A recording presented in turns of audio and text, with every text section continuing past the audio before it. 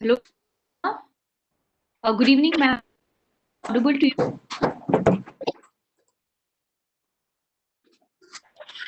Good afternoon, Aradhna. Hello. Yes, ma'am. Good afternoon. Yeah. How are you? Doing all good. Santosh is around? Yes, Hi ma'am. ma'am, how are you? Hi. I'm good. I'm good. तुम कैसे हो? मैं भी ठीक हूँ. Got to know that you are not presenting. हाँ, मैं तो यार वॉश मुझे भी सब्जेक्ट पिक करना है. Okay. मेरे पास है ये subject.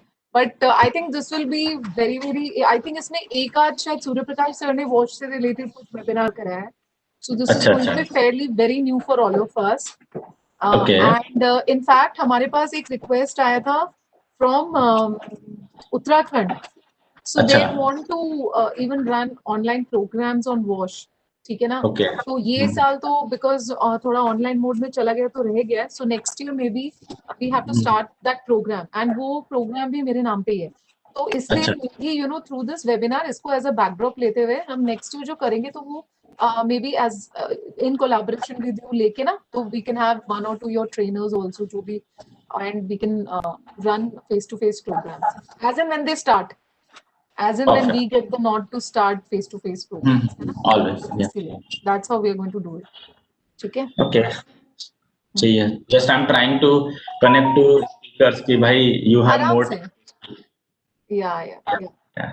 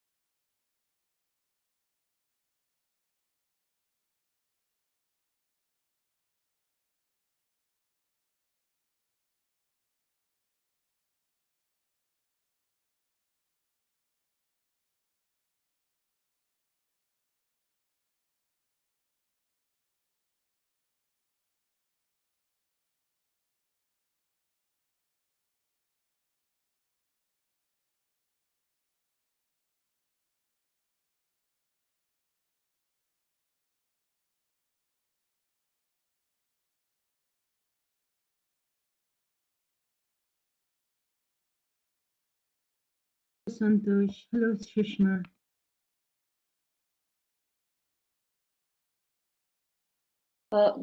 Good afternoon. Just testing my system to make sure it's working. Oh, okay. Yes, ma'am. Good. Thank you.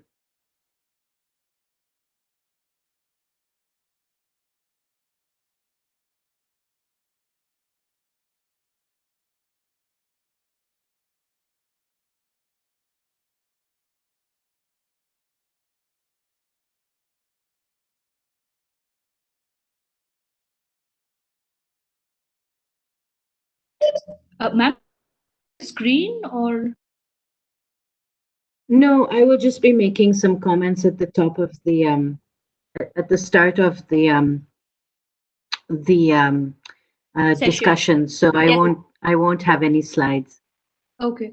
Yes, ma'am. As per the schedule, inaugural address. So once the time, like when it's 3 p.m., so I will request the inaugural address for the session. No problem. No problem. Thank you. Thank you.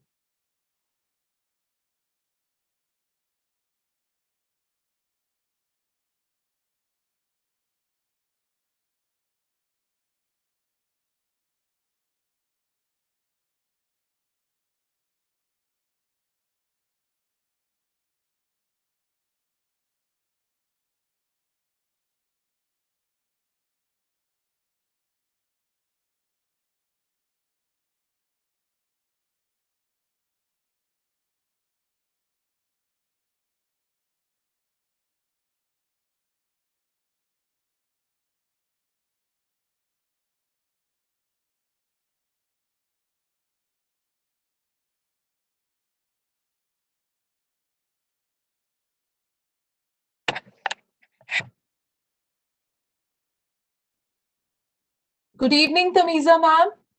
I think it must be a good evening for you there. It's good morning for me. It's and good morning. evening to Okay. you. Good morning, ma'am. How are you? I'm very well, thank you. And how are you? All good, ma'am. All good this side. So Everybody's safe? it's as on date, yes. Thank So God. it's like the year end, so people are all in that the new year mood. Yes. So that Yes. that fervor is also all around there, and that's Yes. quite visible in the institute also.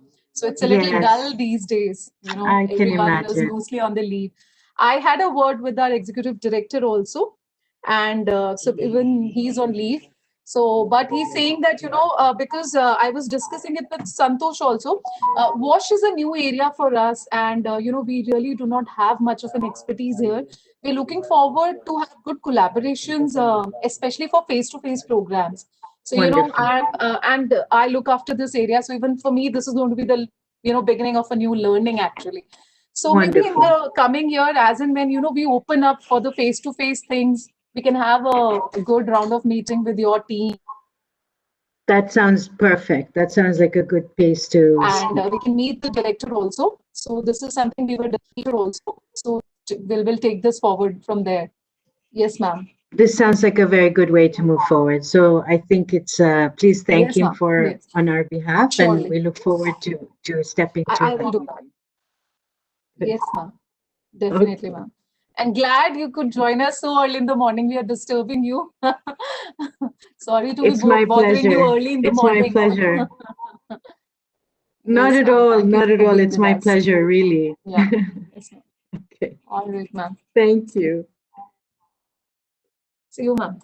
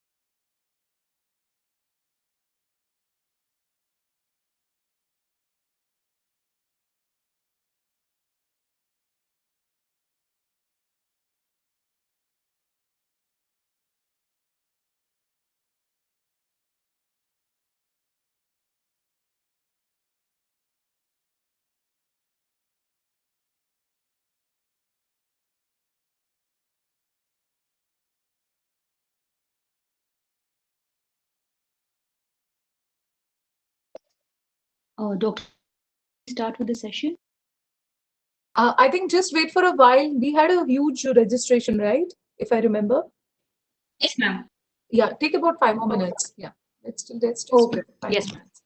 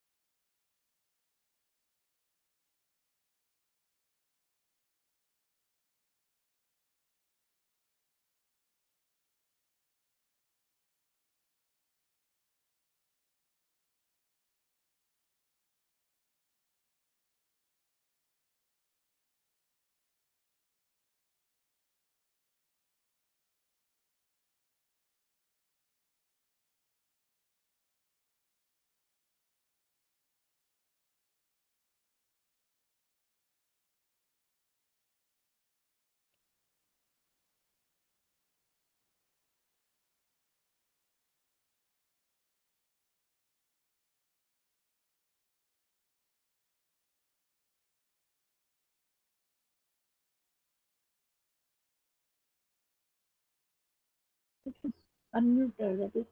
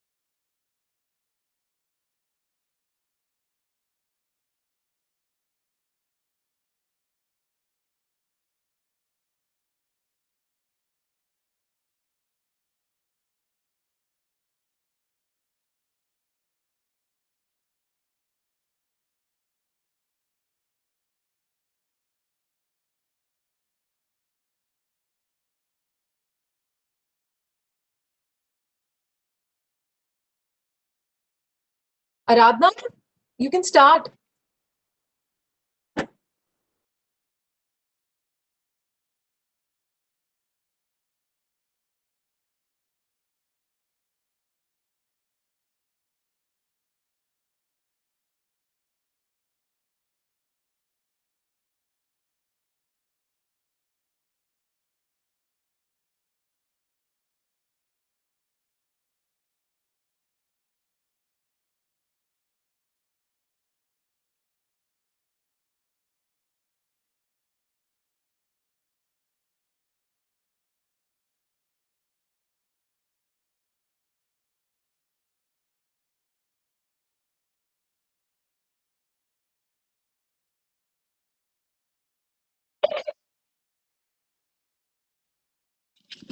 Good afternoon, and welcome to the webinar on DRR, WASH, and public health interlinkages in context of COVID-19.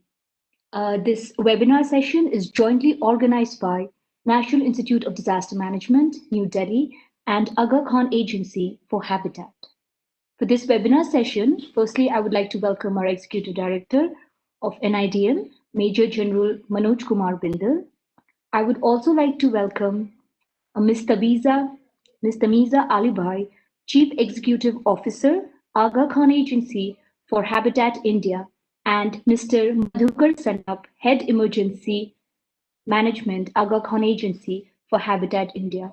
So I welcome to our respective patrons. I would also like to welcome our esteemed speakers for the session.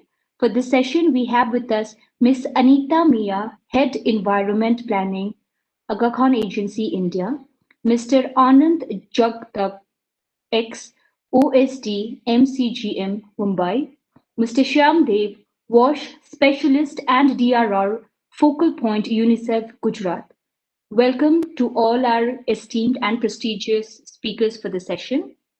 I would also like to welcome our coordinators, without which this webinar would not be possible, Dr. Sushma Guleria from NIDM and Mr. Santosh Kumar from National Program Head DRR and IS Agha Khan Agency for Habitat India. And lastly, our participants who are our key audience, who have joined this webinar session with us and who are also from multidisciplinary background. I welcome you all to this webinar session. Moving ahead, we have with us Ms. Tamiza Alibhai, CEO of Agha Khan Agency, India. Ma'am will be giving the inaugural session. Before I invite ma'am to give the inaugural session, I'll be giving a brief introduction about her. Ms. Tamiza Alibhai, CEO, AKAHI, is currently Chief Executive Officer for Agha Khan Agency for Habitat India. She is associated with Agha Khan Development Network for over 10 years and has worked in Afghanistan and other countries in region. Since 2016, she was based in Agha Khan head office in Geneva for 4 years. And prior to it, she was in business consulting world in Europe, USA for 14 years. Ma'am, it's an honor to have you again for this session. And over to you, ma'am. Thank you so much. You're very kind. Thank you for that very kind introduction. I want to thank you and of course, Major General Bindal, the whole NIDM team for inviting us to join you in developing these very important discussions as part of your webinar series. And for providing this platform to have these substantive discussions and learning in the face of what is one of the most formidable threats that society is facing collectively with natural disasters and climate change disasters. It's a real privilege for Agha to be associated with your institution, and we look forward to building our relationship as we move forward. To the participants, I welcome you and I thank you for joining. And I hope that you find the dialogue fruitful. We have, of course, with us our Anita, who is our head of environment programs, as was introduced, and we're very glad to have our partners joining us on this webinar. So the topic chosen for today is a critical one for obvious reasons in today's context. But Agha's mandate is really centered on bridging the historical gap that exists between disaster management and humanitarian work and development. From our own work, which stretches in some cases over 100 years, as in the case of India, our institutions have learned that the two must be considered together as time and our environment has changed. And so this, within the network, within the Agha Khan Development Network, this was our answer in the creation of this agency to try and work toward bringing these two aspects and disciplines together. We take this approach now in all of the work that we do, whether it's affordable housing or looking at creating infrastructure that is seismically resilient, etc. And and WASH is one of the areas that we work in and apply this approach to. So, for example, for many years, we've been involved in looking at access to water and sanitation issues for remote settlements. And in those cases, we've needed to build infrastructure to bring the water from very far off sources to a settlement. And in building that piping and building that infrastructure, we've had to look at it from the context of natural disasters, where you build the infrastructure in a way that ensures it does not leak into the soil beneath. Because we know now over time that causes landslide risks. So it's been a long effort for us to look at what the kinds of infrastructure we're building in the context of WASH that applies to the larger environment, and how do you deal with that so that you're reducing the risk. So for us, the idea of now looking and extending our thinking about WASH in the context of yet another type of disaster, which is pandemics, is a challenging one, but fits within our discipline and our approach of how we think and implement our projects.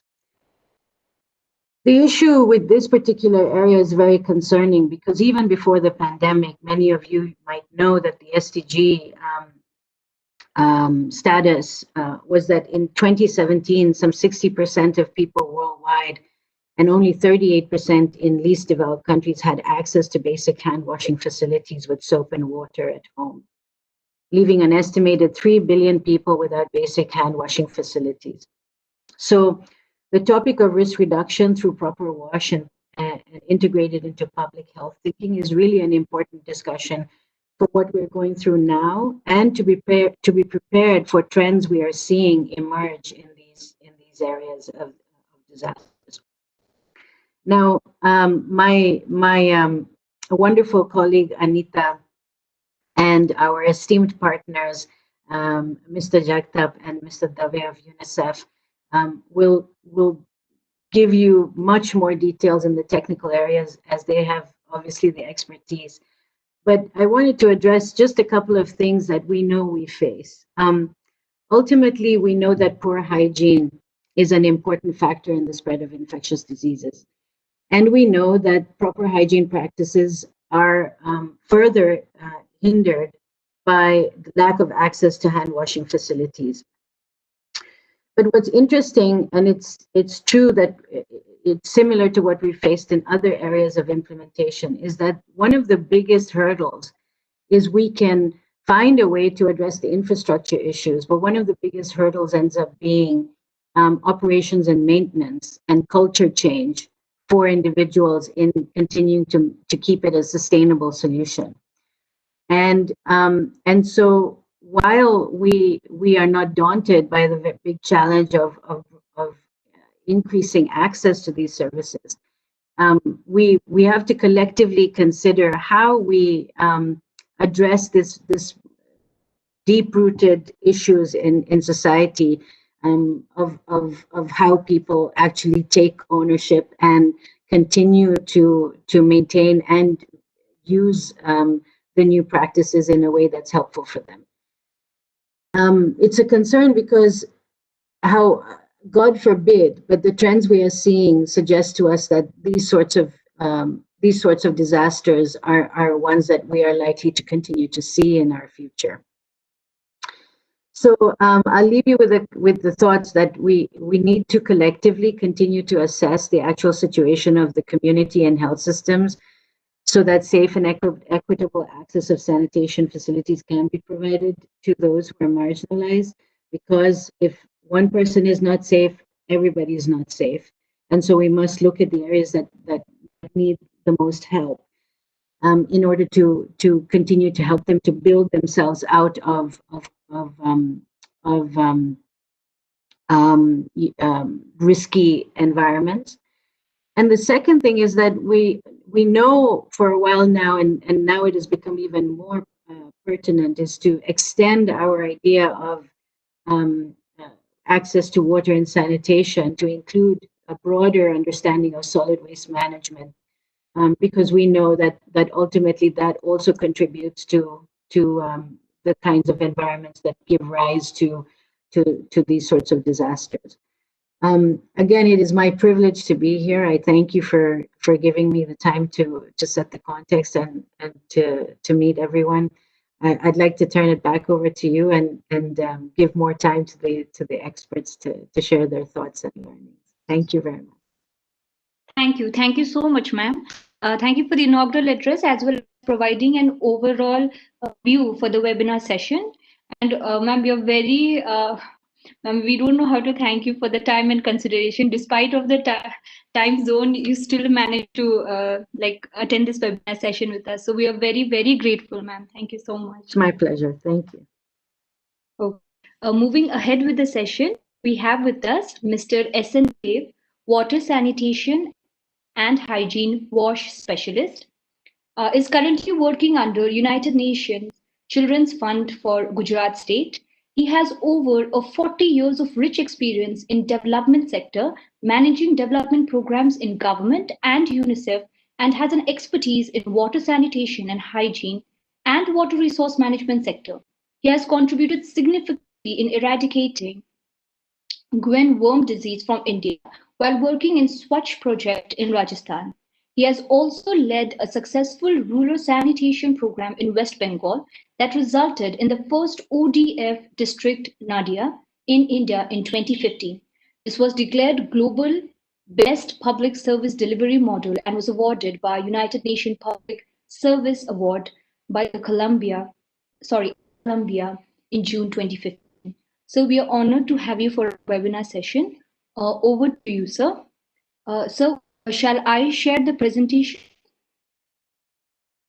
Yeah, that will be better. Yes, sir.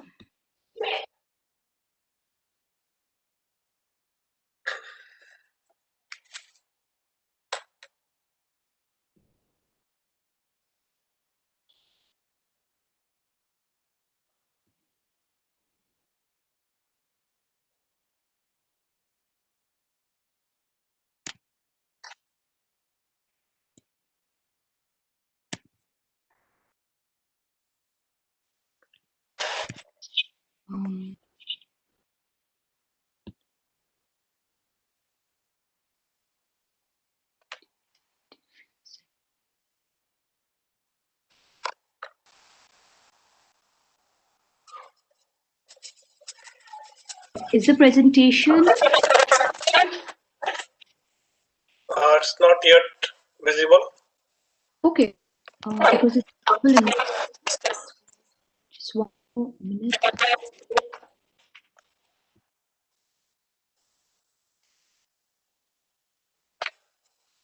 Now? Yes. So can you make it full screen? Yes. So good afternoon, everyone. I hope I am audible clearly. Yes, sir, you are. So first of all, it's my privilege and also I feel honored to be part of this important presentation and discussion today, which is very timely, very appropriate topic. It cannot be better than this articulated. The disaster risk reduction, water sanitation, hygiene, COVID, and overall public health linkages. So this is the need of the hour, and the partnership which UNICEF believes in make all these services delivered or improved to reach the most vulnerable communities, maybe in urban or rural area. So my presentation will capture some of them, and interestingly, one of the partner whom we work with is Agha Khan Foundation in Gujarat. So my presentation will also capture on that, but also on other partners whom we work with for school reopening and related on policy issue, on SOPs, on the kind of communication needs. So with that context, and already the context well set by Tamija Madam. It was really interesting to hear her insight on all these public health issues in context to the COVID pandemic. And I will also like to thank NIDM providing this important platform. So can we start with the next slide? So as I mentioned, I will try to touch upon the context, how we are taking this initiative forward for COVID-related issues, what we did in terms of assessing the kind of vulnerability of the population, how that has affected, what kind of basic services are there, or the gaps are there to design a response plan, and so on with this assessment and response. Next.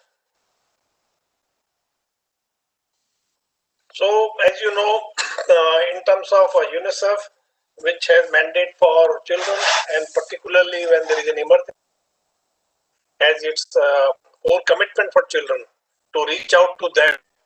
And we have seen globally the pandemic, because it's a pandemic, it has affected all countries, and we have seen all schools are yet to be opened. In that context, the joint monitoring report which UNICEF published in 2019 informed that 43% of schools around the world lack basic hand washing systems and soaps, so which is one of the low cost, high impact first barrier for any hygiene or hand hygiene related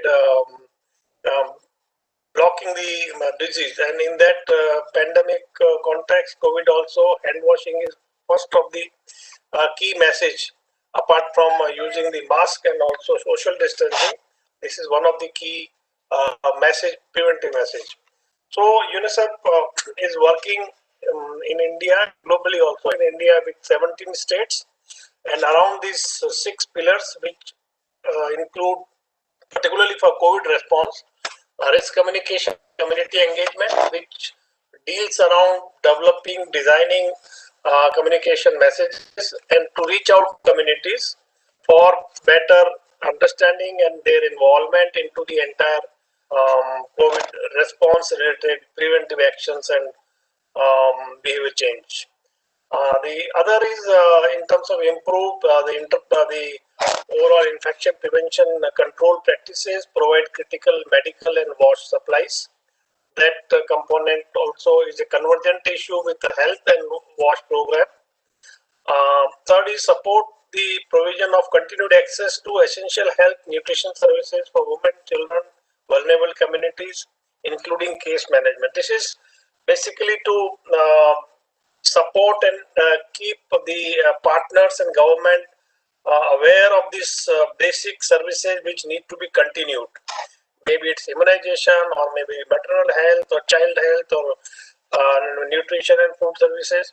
All these things are important, essential. So we try to bring that on the agenda and worked with the governmental partners, which initially were affected, but later on it resumed and started again. The data collection, social science research, or public health decision making is also an area where we are working with the government and partners. And one of the issues which also was realized, the large impact on the mental health in pandemic period, also on menstrual hygiene. So there were quite a number of things which digital divide was another issue. How many people are having access, or they are connected to the entire the communication and teaching learning opportunities. So that also created a lot of interest among stakeholders, how to reach out to the unreached population and children. Support access to continuous education, social protection, child protection, gender-based violence related services. So the media reported also, and there were studies that during this period there were increased incidences of gender-based violence even among children. So these these are something which the entire program factored into response planning, how to reach out, how to educate, how to engage productively with the stakeholders while in pandemic and lockdown, and the in the restricted environment where they are living currently, and basically coordination among the stakeholders and related required technical support. So this was the overall areas where UNICEF during pandemic for the entire 2020 have engaged. Next. So in context to specific to WASH, when the topic is around WASH and public health, what we did is we because the entire pandemic also informed that the largely to with when we start we realized the cases were coming mainly from urban areas in India and also in Gujarat, largely in metropolitan cities like Ahmedabad, Vadodara, Surat, and Rajkot. And most of the cases, 70% plus cases or 80% cases were from urban area. So then it drew the attention that we need to understand what is the kind of risk and then develop the response plan. So we conducted rapid assessment and particularly for WASH, that because WASH is the respiratory hygiene through mask or hand washing hygiene and the use of WASH services, it was important to learn what where the people are most vulnerable and what need to be done to improve the services. So we tried to capture those information from 3 urban municipal corporations, particularly focusing on slums. And what is the kind of impact if it is in slum population? So the vulnerability part, as we all know, they are the groups in context of research which we defined as marginalized groups with inadequate or lack of access to basic services living in urban slums. So basically the people who are not having the adequate protection, or they are unable to anticipate or cope with any kind of disaster, are most vulnerable. So that's where we started the process. Next. So these are 3 pillars around which we looked at the vulnerability. One is from the health perspective, the other was from the economic perspective and the social perspective, that how we can quantify against indicators. And when we say because lockdown created rather affected the most in terms of their earning and livelihood, so then what are the increase of poverty, particularly when there was an unemployment, there were limited savings, the informal sectors were disrupted, people were not having any, those who were dependent on daily income, they were most affected, and the migration, it triggered the migration, we all know. So around that, which are the population, what type of problem or challenges created were looked into. In terms of health, we looked into the access to basic services, whether it is adequate or not, and then particularly primary health care, basically where people reach first, and of course they cannot afford the secondary and tertiary care also. The food insecurity part and also the reverse migration, if it is triggered because of the related vulnerabilities. And the other important part was in terms of social, which we saw people were confined to home, they were not having income, they were not informed or connected to communication, created low morale among the people. They were under kind of a mental stress. It also created social stigma, particularly when there are cases and they are people are keeping no communication or contact with them. Emotional, financial stress was also noticed, and gender-based violence also mentioned that. So These were some of the components which were important, and we looked into these area through study. Next.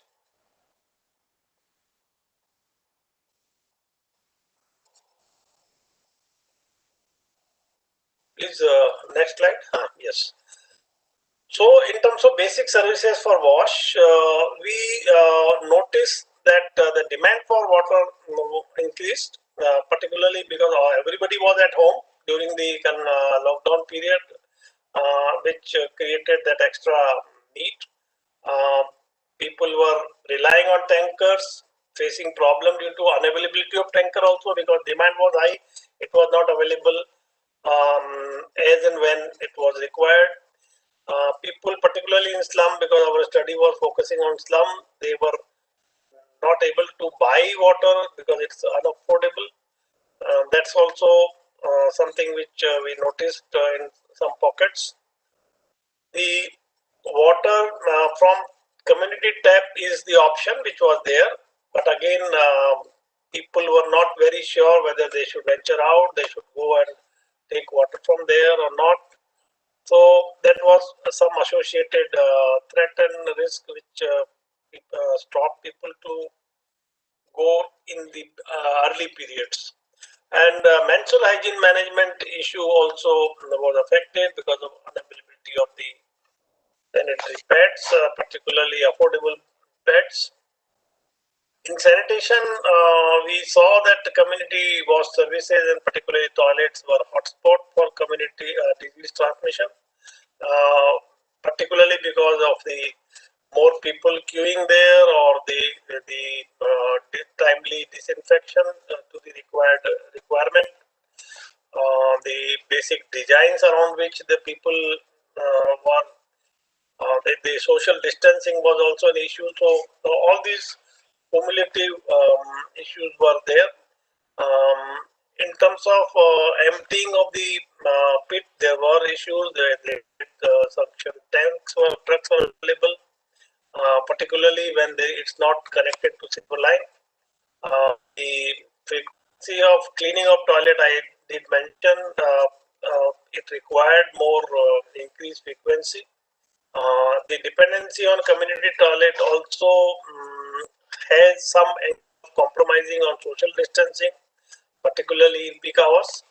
So that maintaining that particular or rather addressing that risk was also an issue. Sanitation worker particularly were exposed to threats because they were under pressure. And they were initially, the PPE kit were limited, and then using the PPE kit, they were not used to it, and then it took time to get used to all these new normals. But then they were in the beginning were feeling under pressure and threat because of the risk.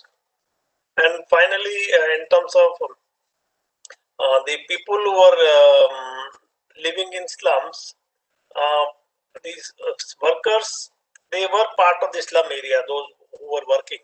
So again, they were coming to the hotspot and again going to these work. That was something a difficult task which they were trying to manage. Next.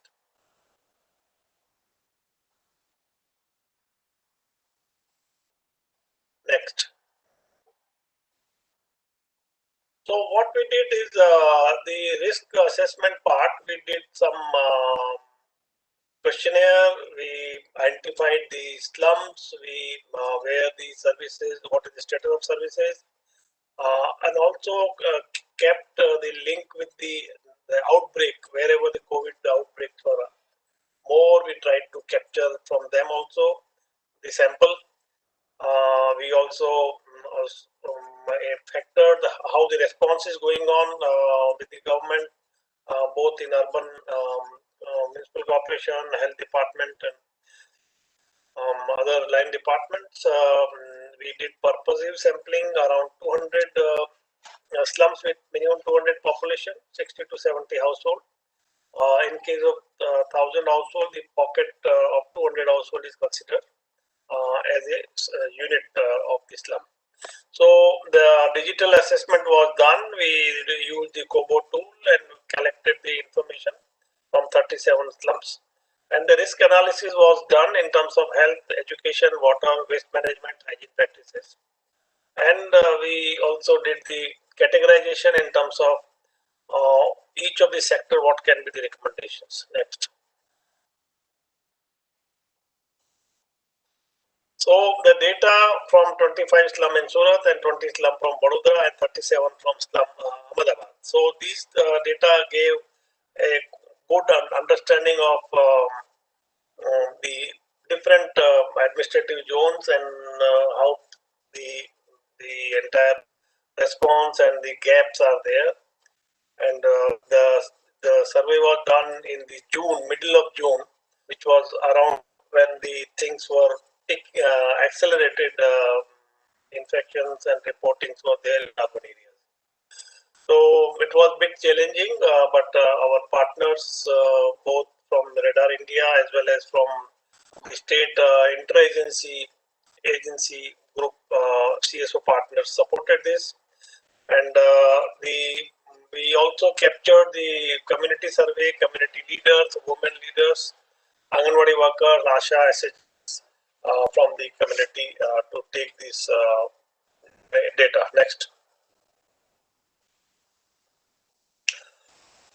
I will not get into the details, but we can see in Ahmedabad that time 643 cases were there, COVID cases, Surat 44, and then Vadodara 47, and number of deaths in Ahmedabad were 53 and in Vadodara 3. So the population dynamics and demographic details are also there, how many children and how many adults and others were covered. Next. So what we did, composite ranking was developed based on all these data and information, and the risk informed the 82 slums which reported in 3 ULBs. The location risk was analyzed based on the location and congestion in terms of habitat challenges, the socio-economic status, the hazard vulnerability of that population, the access to education services or the health center services or ANC services, that was also noticed, recorded, and access to wash services and practicing infection prevention control measures and awareness. So based on that, we put those indicators and we quantified them in terms of the vulnerability on each of those risk indicator. One was on COVID, the other was on access to wash infrastructure, third was on wash COVID IPC measures, demographic vulnerability, hazard vulnerability, on perception base and access to services and resources. And those quantified information gave us some idea that slum residents in Vadodara do not feel safe in terms of exposure to fire, earthquake and flood zone, primarily based on their previous experience as well as on the perception. And Surat is least vulnerable due to active response of SMC and better distribution of services and resources. So Surat response was very prompt and they found it comparatively the lesser risk. And also we have categorized those risk vulnerability and indexing according to the points which we, indicator points which we gave. Higher the number, more the vulnerability. Next. As UNICEF is primary focus on children, so what are the children related risk which we try to put into the entire health risk context, and children which are more vulnerable in urban slums, particularly public health and mental health issues, in terms of their ability to early learning, ability to grow secure and stable adolescent. So what are the likely vulnerability at individual level, family level, the community level? In that we put into the contracting to COVID infection, malnutrition because of food insecurity or displacement and separation. It's a psychosocial and emotional and family support system protection issues, and neonatal death due to disrupted healthcare. So these were some of the risks which were calculated. Next. So on broadly on these categories, community level vulnerability, individual level vulnerability, and family level vulnerability. These were classified on the sub indicators, and we saw that the child emotional maltreatment or neglect or lack of education, low self-esteem, impaired development, mental health, disability, and drug alcohol abuse. These all came into individual level of vulnerability. And when we see community level, it's high density congested neighborhood, the kind of habitat, the discrimination and social exclusion, the lack of access to wash services, unsafe neighborhood, violence, lack of healthcare services, lack of social support. And when we come to family, then mental illness of parents, substance abuse at home, harsh parenting, separation, lack of access to digital platform, housing condition, and poverty. So broadly, these was the ecosystem in which we could map those vulnerability where children were exposed to this kind of situation. Next.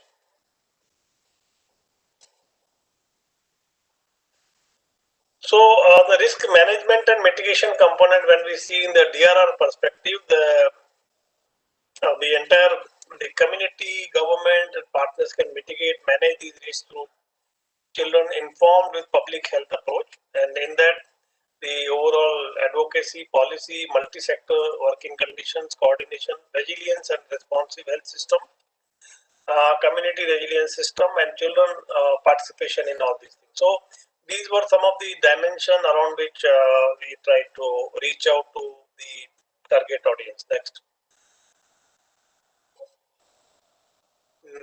This how the response was built. So basically, first and foremost was the partnership. So in Gujarat, we partnered with community volunteers, Agha Foundation, Agha Agency for Habitat, the Radar India, and the interagency group of CSO partners, the child, this one, climate Center for Environment Education, the IIT Gandhinagar. Particularly, I would like to mention here IIT Gandhinagar partnership. We assessed the wastewater and sewage water in Ahmedabad city, and we found to assess the COVID virus presence in wastewater. And the evidence have informed that the virus is there in wastewater, and which can be a good early warning tool to inform the municipal corporation and other stakeholders to take corrective action from where this virus is reported. This particular tool was earlier used for polio eradication, where the entire wastewater, sewage water used to be tested, and that become the starting point for awareness and reaching out to the locality where it is reported. So we are working with various other partners. Next. In terms of what coordinated response could be given, we could prioritize where the vulnerabilities are there. The mapping of inequalities was done, where people are most vulnerable and not having services. The micro planning for risk communication and community engagement was done, and Agha Khan partnership has supported and come out with CERT team, the entire CBO community volunteers involvement, capacity building of all frontline workers and municipal corporation functionaries was done. The appropriate innovative solutions in terms of developing hand washing station designs, which was, I think, most visible and most popular response through Agha Khan team in Surat and Ahmedabad Municipal Corporation, were accessible to child and adult for protecting from or promoting hand hygiene and sanitation. As I mentioned, wastewater-based epidemiology study we took with IIT Gandhinagar, which is about to be concluded. The entire reaching out, they are poor through communication, through radio program also, FM radios, they're quite significant. Outreach was there on key risk communication messages, preventive messages.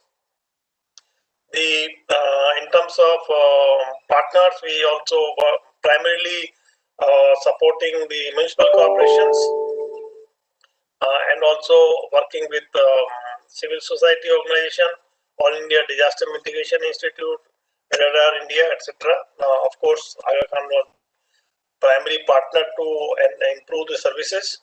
Knowledge management, the communication material were developed in Gujarati and English as well as in Hindi with some partners.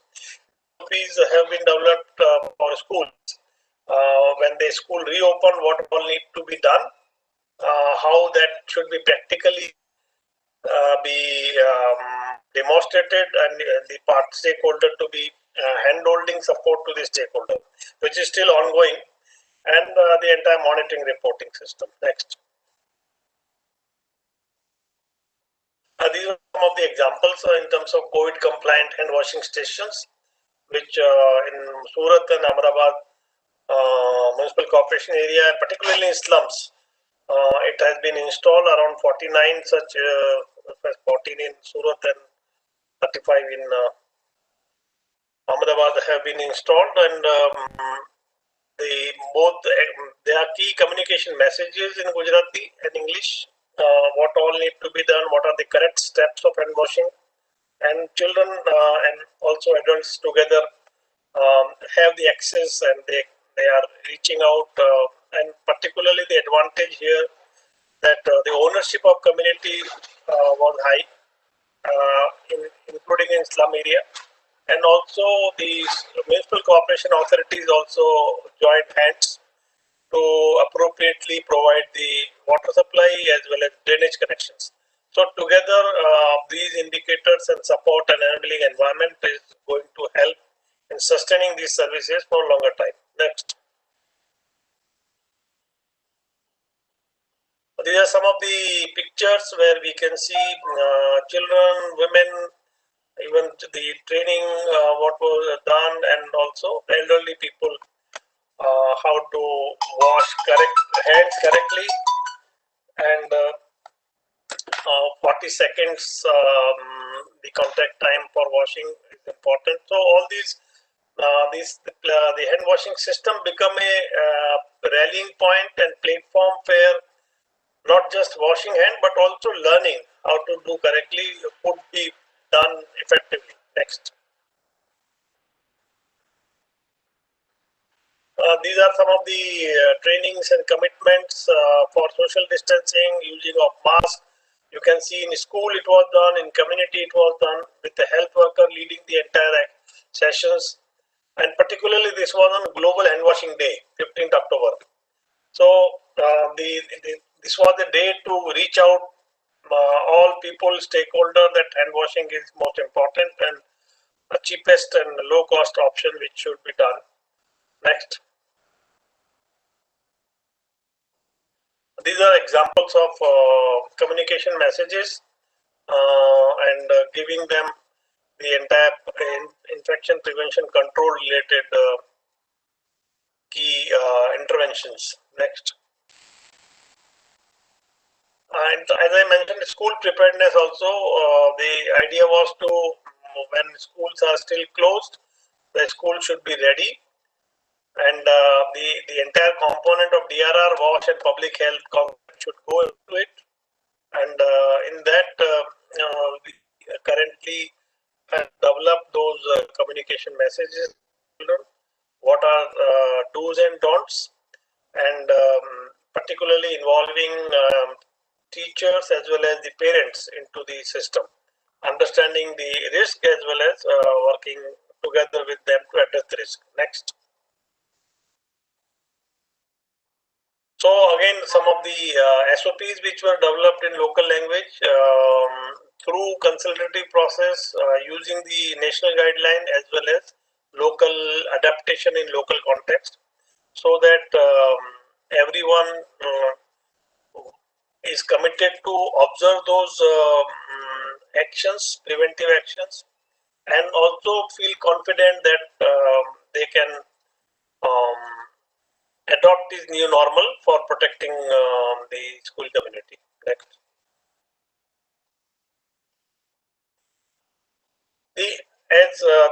The core message for WASH, public health and DRR is hand washing, which is low cost infection prevention control measures. It is the before the vaccine comes.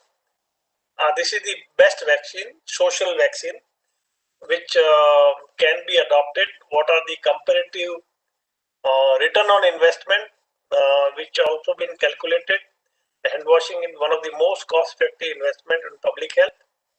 The cost of averting Delhi, which is Delhi through hygiene promotion, is around US $3.35, which is the lowest in the Delhi. If you see all the intervention, the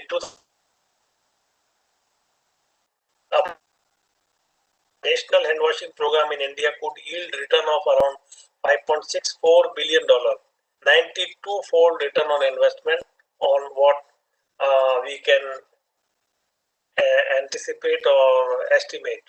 So the other intervention, if you see in the list, are the toilet promotion and the water sector regulation, the hand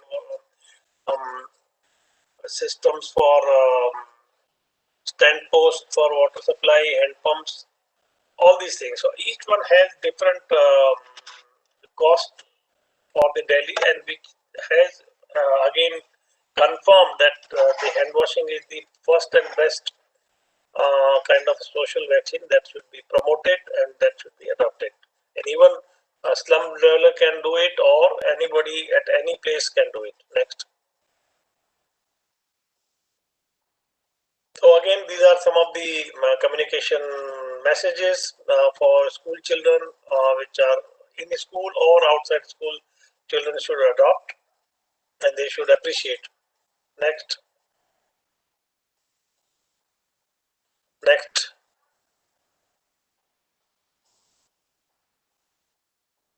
So these are some of the learning which will not go through all because there are rich learning. But in terms of what are the challenges to quality of life, particularly in urban slums, have been mentioned. What are the limitations of habitat and living pattern? What are the risk communication ways to reach out to those communities which are not aware of the protocols that should be effectively done? What are the means and ways to reach out to them? The community engagement, particularly within the slum setting, who all we should engage with, and we could reach out to youth groups or even CSO partners and the other children as a messenger. And convergence with ULBs was important, reaching out to government and their involvement for providing these services like drainage or water supply helped sustaining those services. Next. Some of the recommendation, if we want to put them together, then basically WASH response is required immediately, and it helps also in reducing the risk. So that should be done as a priority. In terms of phase response, then intermediate response should be strengthening the entire system so that whatever gaps are there, inequities are there, that can be addressed, and we should plan for building a resilient system. So in terms of transactional approach, multidimensional intervention are important for reducing the vulnerability, both in institution and community. The infrastructure need to be also addressed to meet the requirement. Community involvement is important. The gaps which have been identified, which need to be addressed in terms of what each of the component need to be in terms of water, toilet, waste segregation, hand washing systems, etc. And there are innovative solutions which has emerged, which are inclusive, equitable. We have seen the example of child-friendly system as well as adult together. They can access to hygiene and other services, including the improved toilet designs, which are also as a part of our partnership with Agha Khan, have been developed as an advocacy to municipal corporation for gender friendly and child friendly, as well as providing all these services for COVID compliance. Next. With that, I think I have overshot the time, but this was something which I thought will be appropriate to share, both in terms of COVID, WASH, DRR, and public health interlinkages, and what is the learning, particularly engaging with CSO partners and reaching out to the most vulnerable communities. Thank you. Thank you, sir. Thank you, sir, for DRR WASH, public linkage. I'm sorry, am I audible? We are not. Yes, sir, Adna. Okay. Would also thank sir for presenting reality and very insightful regarding the WASH question.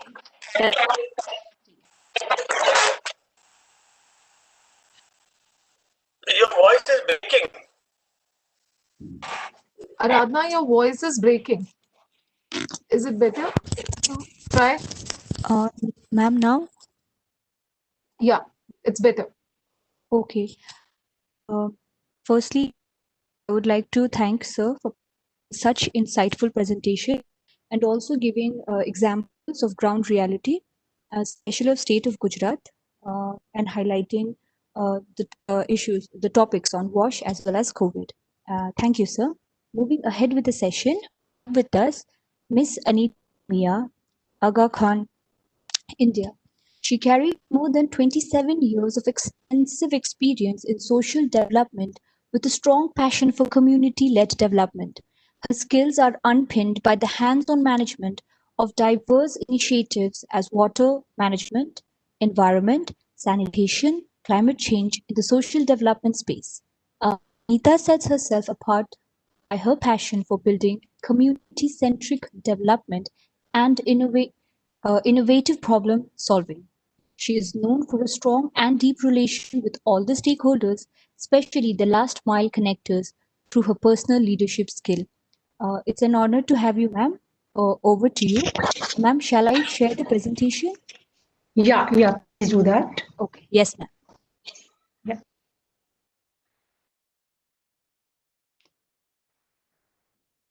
So by the time my presentation is set, I want to thank you, Mr. Dave, from bottom of my heart, because your presentation has really set the tone very beautifully, and beautifully you have linked all the collective efforts of CSOs in Gujarat, and the tone has been really set. And I was learning new things from your presentation as a very keen student.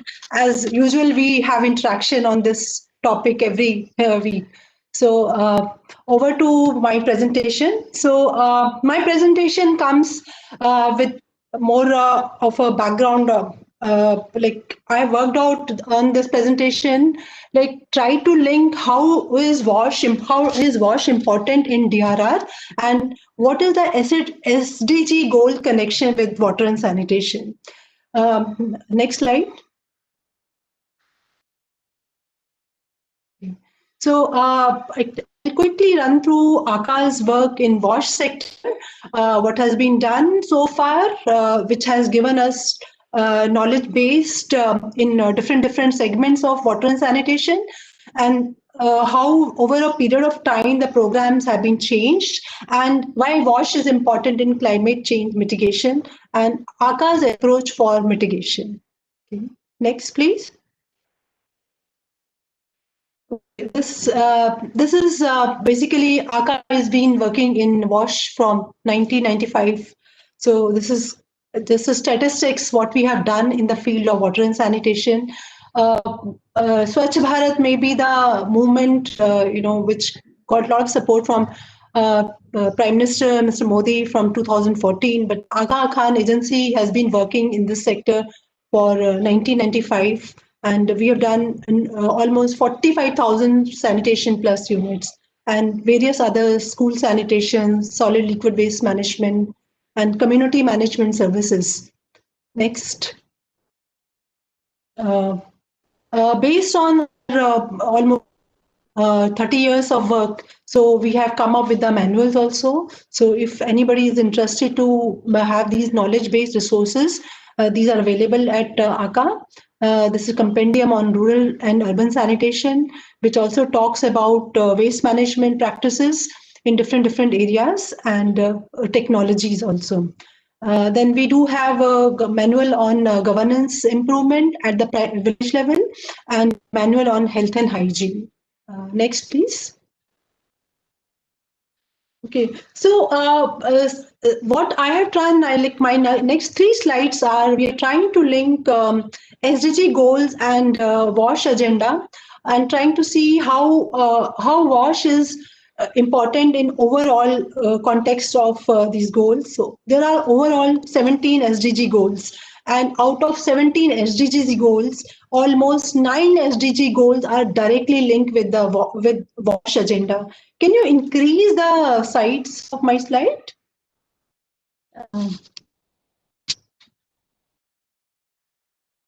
Yeah. So this is directly linked with not only WASH, but also with the climate change. SDG goal number 1 is by 2030, build the resilience of the poor and these in vulnerable situations. So what we have tried to link it with through creation of resilient sanitation systems. So, for example, in drought and floods in Chennai, this is one of the example 3 years back when Chennai was flooded. So the sewerage system, the septic tanks were totally bursted, and it resulted in a lot of health issues over there. So the attempt is to develop resilience in sanitation designs. So goal number 2 is which is aiming to reduce zero hunger, can also be linked with WASH by converting, by treating urine, fecal sludge, and wastewater for soil conditioners and water and nutrients. We can also think, like in traditionally, I belong to Kashmir. So I know like people used to divert the fecal sludge to the fields for better nutrients, for providing fodder to the land of agriculture field. So this is how sanitation can be also linked with zero hunger, which is SDG goal. Coming to SDG 3, good health and well-being. So again,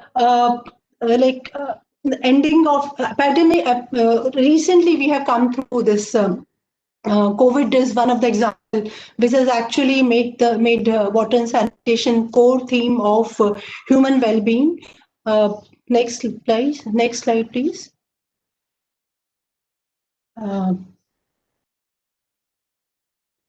So SDG goal again is affordable and clean energy. So if we are able to, procure manure through waste management, so that SDG goal can be also linked with safe sanitation. Coming to SDG goal 11, which aims for sustainable cities and communities. One of my friend, Mr. Anand Jagtab, is also going to make a presentation. He has set n number of examples in Mumbai where through improved sanitation, how his efforts are going towards sustainable cities and communities. So there are n number of examples. Mr. Dave also mentioned that the most vulnerable communities were in urban. I think if I remember correctly, it was almost 80% of the vulnerable population during COVID was from urban.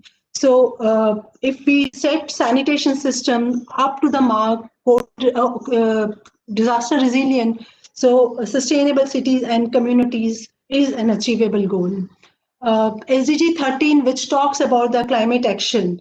So again, having a sustainable sanitation to make basic services in cities and human settlements and safe and more resilient. Improved waste resource management, treatment and recovery technologies are important sanitation sector contributors to climate change and mitigation.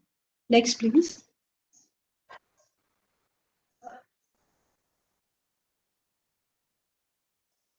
So, climate change impacts relevant to sustainable wash systems. So we all are witnessing, this year by year, every year things are, dramatically changing.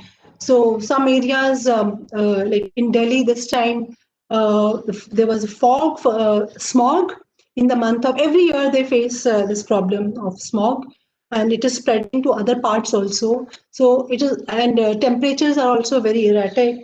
In Mumbai, we have rains sometimes in November also. Till November, we had rains this year.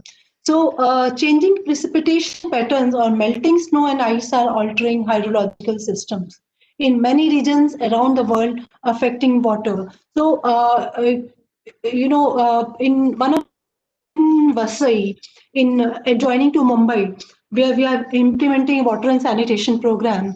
So 5 years back, the people, communities do share that they used to do this banana cultivation. And because of the depleting water resources, depleting water tables also, so the cropping pattern is totally changed.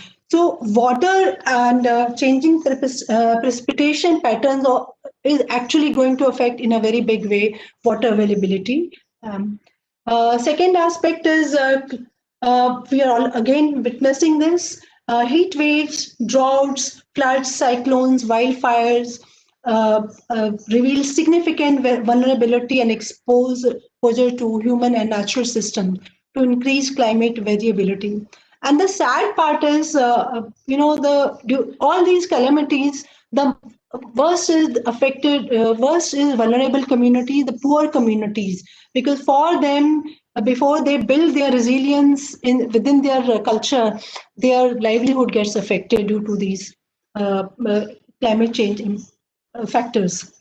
So impact includes alteration of ecosystem, disruption of food production and water supply, damage to infrastructure and settlements, morbidity and mortality, and consequences for human well-being. There is a recent, I think, somewhere a long time back, just 2005, when Mumbai was flooded. And the impact of the flood continued for, I think, more than 6 months, and a lot of damage was done in the slums for prevailing wash services. The community was terribly affected, and the restoring normal water supply or improving the existing community sanitation took almost 6 to 7 months. So impact on water availability and quality. We all know that due to drought is kind of in Vidarbha, a part of Maharashtra. So this is becoming a regular early intervention. This we're facing drought in this, and as a result, the water table is also going down and down. And the last one, a very important one, is greenhouse gas emission from sanitation systems, which probably Anand is going to speak. Okay, next.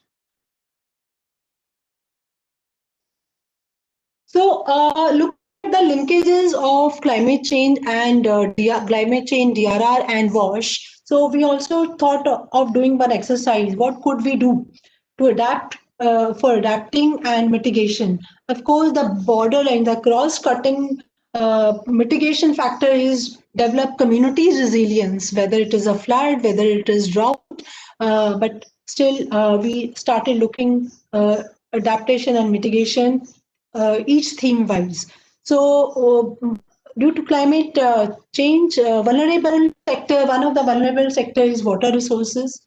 So which we do by two ways, improve by two ways: reactive adaptation and anticipatory adaptation. So reactive adaptation would include which at Agha Khan, we have been doing for last 20 years, protection of groundwater resources. So our philosophy is before we start any new infrastructure, we ensure that whatever the water body are in that given area, we try to protect by n number of technical measures or by the community measures, community management, and improved management and maintenance of existing water supply systems, protection of water catchment areas, improved water supply, groundwater and rainwater harvesting, desalination. These actually have been done by us also through various programs. So anticipatory adaptation for the water resources would be better use of recycled water, which is actually a very, very big challenge. It's very easy to write, but it turns to be a bigger challenge. Then conservation of water catchment area, improved subsystem of water management, water policy reforms, including pricing and irrigation policies, development of flood control and drought monitoring. So in Maharashtra, there is already at policy level, government of Maharashtra has come up with the institutionalizing groundwater authority, which is actually going to be a consortium for various departments who are working for water related work, and they're coming up with a regulatory system for groundwater tracking mechanism also, where Agha is also trying to develop a tool of water monitoring tracking systems. Coming to agriculture and food security, we at Agha, we do not have much of the experience in this particular field, but based on market research, we can say that soil erosion can be controlled by constructing irrigation channels, introduction of environment-friendly new crops, soil fertility maintenance, changing in the planting and harvesting time, switch to different cultivators, educational and outreach program on conservation and management of soil and water. So don't have much of experience, but our sister organization, Agha Khan Rural Support Program, does a lot of work in this particular aspect. Then coming to agriculture and water security, anticipatory adaptation is development of tolerant resistant crop for drought, salt, insects, pests, research and development, soil water management, diversification and intensification of food and plantation crops, policy measures and tax incentivized and subsidies. So Agha's role in this particular, not directly with the agriculture, but we do a lot of tree plantation and also kitchen gardening for the communities, linking it with the food security and nutrition. Yeah. Next, please. Previous slide, I think.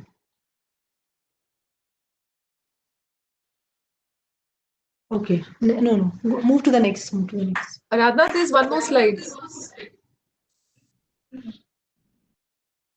Okay.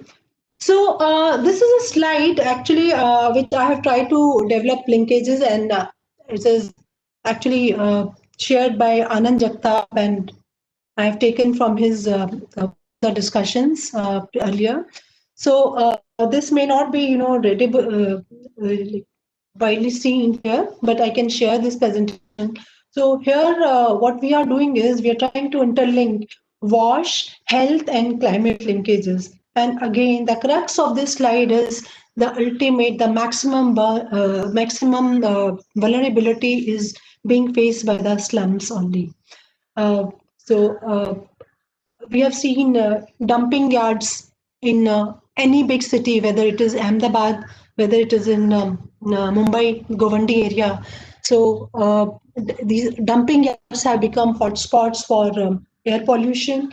Air pollution because they are directly burning over there. Although the municipal legislation is that they cannot burn the waste of the entire city, but practically in each and every dumping yard, we have seen that the entire city's waste is being burned. So air quality near the existing slum areas is, is really bad. It leads to n number of health issues. In turn, and then also it spoils their access to. They do not have a good access to sanitation in Mumbai.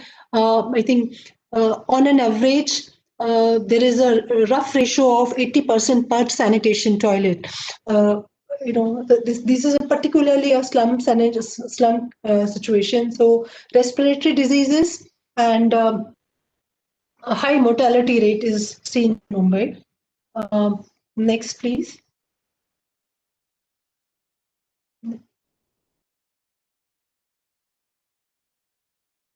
Okay. Yeah. Okay, I think this slide should have been earlier than this slide. Again, going to public health sector. So public health management reform, improved housing and living conditions, improved emergency response. This becomes more for the community management aspect. And anticipatory adaptation is development of early warning system, better and improved disease vector surveillance and monitoring, improvement of environmental quality, change in the urban and housing density. Then, coming to next vulnerable sector is terrestrial ecosystems, which include deforestation, which actually we can do the adaptation through better tree plantation, reforestation, and afforestation, and also promote agroforestry to improve forest goods and services, development and improvement of national forest fire management plans, improvement of carbon storage in forest, and also linking with the same factor of vulnerable sector is coastal zones and marine ecosystems. They are also, Agha is just initiating to start in small town Mahua for the mangrove management in one of the coastal belt in Bhavnagar district of Gujarat. So what we are looking for, protection of economic infrastructure, public awareness of to enhance protection of coastal and marine ecosystems, building sea walls and beach. This can be done mainly at a very, very macro level, but what in Agha we are just attempting to do mangroves and beach maintenance in Mahua. Coming to anticipatory adaptation under coastal zone and marine ecosystem is integrated coastal zone management, better coastal planning and zoning. I think currently government is coming up with a very, very strong integrated coastal zone management. Agha was invited in one of the preliminary discussion by government of Maharashtra, and looking with the possibility of looking Mumbai's coastal development plans. So we were kind of a knowledge management partners in that initiative. Next, please.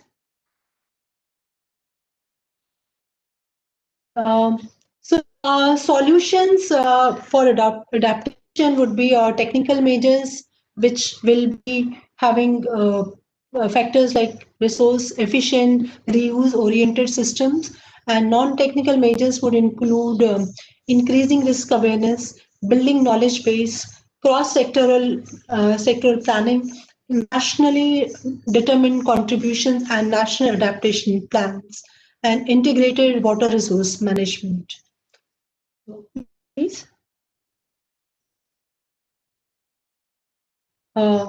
This slide also continues like mitigation solutions, cutting GHG emissions, methane emissions, energy efficiency, water efficiency, replacing synthetic fertilizers, carbon sequestration, returning organic matter to soil. So under this section, I think at Agha, we are right now doing point number 2, that is energy efficiency and water efficiency. Other 3 things are actually, yet to be operationalized for the implementation. Next is renewable energy production, biogas production, hydropower generation, and heat recovery, excreta as fuel. So we have just initiated one of the project of Urban Heat Island program, which I'm not very well aware exactly what we are doing. My other colleagues are doing, but Agha has just initiated in this area as one of the program in Hyderabad and also in Gujarat. Coming to excreta as a role, that is again kind of pipeline in Agha's long-term planning. So it would be kind of a dream come true for any sanitation worker looking. There have been some attempts by other organizations, by a lot of other civil society organizations for converting excreta as a fuel, but the community's acceptance is a big question. And I'm aware that there are few of CSOs which are actually converting excreta as a biofuel, using it for the cooking purpose. But we have not yet succeeded in this. Next, please. Next. Move to the next. This is already done. So these are some of the mitigation measures what we have done. Keeping climate resilience. This is the photograph of tsunami affected area, where after tsunami entire water bodies in Nagapattinam are affected, and Agha has actually done restoration of existing water bodies with community management, with communities engagement, and we had used special type of clay for restoring these systems. And what we also did is, we provided a lot of technical support to the community in case of for the future, in case of future events, the community can take the lead of restoring their water bodies. The clay was actually, it was like a typical movie scene where 100 people came together and started like kneading the mud. It was a special clayey mud, so kneading and applying it on the ground. And one group was taking away saline water, and the other group was kneading this clay on the ground. So and we also we have raised the pitch also of this pond, and there were almost 100 water bodies restored after tsunami in 2007, 2008. Next, please. Again, this is also from our Andhra Pradesh tsunami program, where we have, because of the high water table, and what we did is we raised the pits. If you see this soak pit adjoining to the water platform, we have raised it above the ground with that idea that this should not get damaged further in case of flooding or tsunami. Next, please. So this is again the same program of tsunami, post-tsunami program. There also we have raised pits above the ground. Even the sanitation units were raised. So after even 20 years, 10 years visit, also, I visited over there, and these sanitation units are properly being used. So far, I mean, these areas get constantly, every year they have flooding in their area, but thankfully our pits are intact and they're serving its purpose. Next, please. So this is the one program which we are actually getting support from UNICEF. Mr. Dave has presented some of the, he presented a combined collective And here I'm just talking about what we have done under this program of building COVID resilience in urban slums in Ahmedabad and Surat. Agha Foundation and UNICEF is the program partners. So a lot of learnings in this program, very challenging program. In 6 months, we have done, I think photograph is not coming. Is there some issue? Yeah. So we have done, we have assessed 7 wards, 5 in Ahmedabad and 2 wards in Surat. We did rapid assessment also through our CERT volunteers, Community Emergency Research Rescue Teams. And we have also trained at the community level CERT teams. And this rapid assessment has given us an idea about vulnerability in terms of wash facilities, in terms of location and population, and occurrence of hazards. And then we have also done detailed assessment, and outcomes of this vulnerability assessment is primarily it is showing that wash is the one subject which actually needs to develop even a post pandemic also, even if tomorrow tsunami is not there, but this sector needs to be constantly strengthened through community management, through infrastructure improvement, and through municipal services provision. Next, please. Photographs are not coming. No. Okay. So I will not go through this slide because Mr. Dave has already given a little bit idea about 49 hand wash stations have been installed, and even he has also touched about the technical aspects of these designs. Next, please. Yeah. So as this is our core of any program at Agha, the community management. And this was a very, very important initiative under this urban resilience program supported by UNICEF. So capacity building initiatives have been done not only with the communities, but ASHA workers, Anganwadi workers, and we are still planning to do capacity building for urban local bodies. And during these trainings, so we are still compiling our impact stories.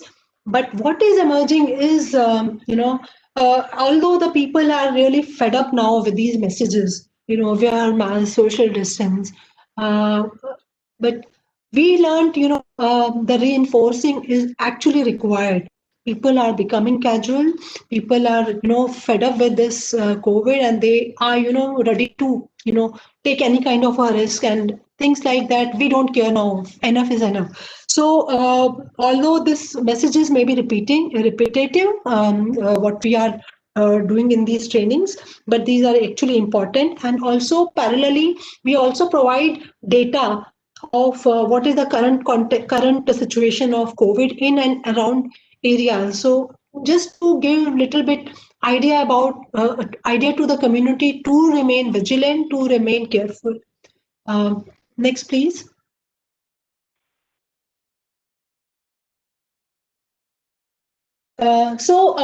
This was also touched by Mr. Dave. So we have done in a very, very big way this the radio programs, which actually spoke about COVID compliant behaviors to the communities. In the beginning only, we thought, this is the magnitude of this problem and reaching to the community is so vast that interpersonal communication may not be effective. So we had to look for such medium where we can reach to each and every corner of these 2 cities. So I'm happy to share that our 2 partners, Radio FM and Radio City Outreach, through both these partners, we reached to 32 lakhs in both the cities in Ahmedabad and Surat, and Radio City we have reached to 47 lakhs. So we are again conducting focus group discussion to gauge an impact of these programs, which we are actually at this stage under process of documentation. Next, please.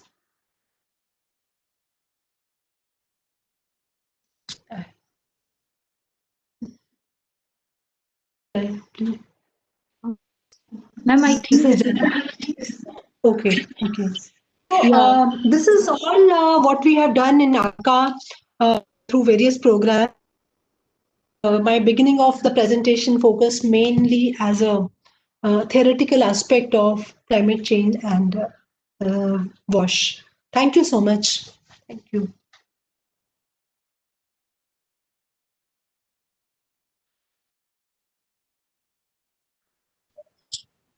Thank you, ma'am. Thank you for providing such in-depth as well as very informative presentation on the need to transcend from basic access in WASH to climate change mitigation approach. Moving ahead with this, we have with us Mr. Anand Jagtap, OSD, MCGM, Mumbai.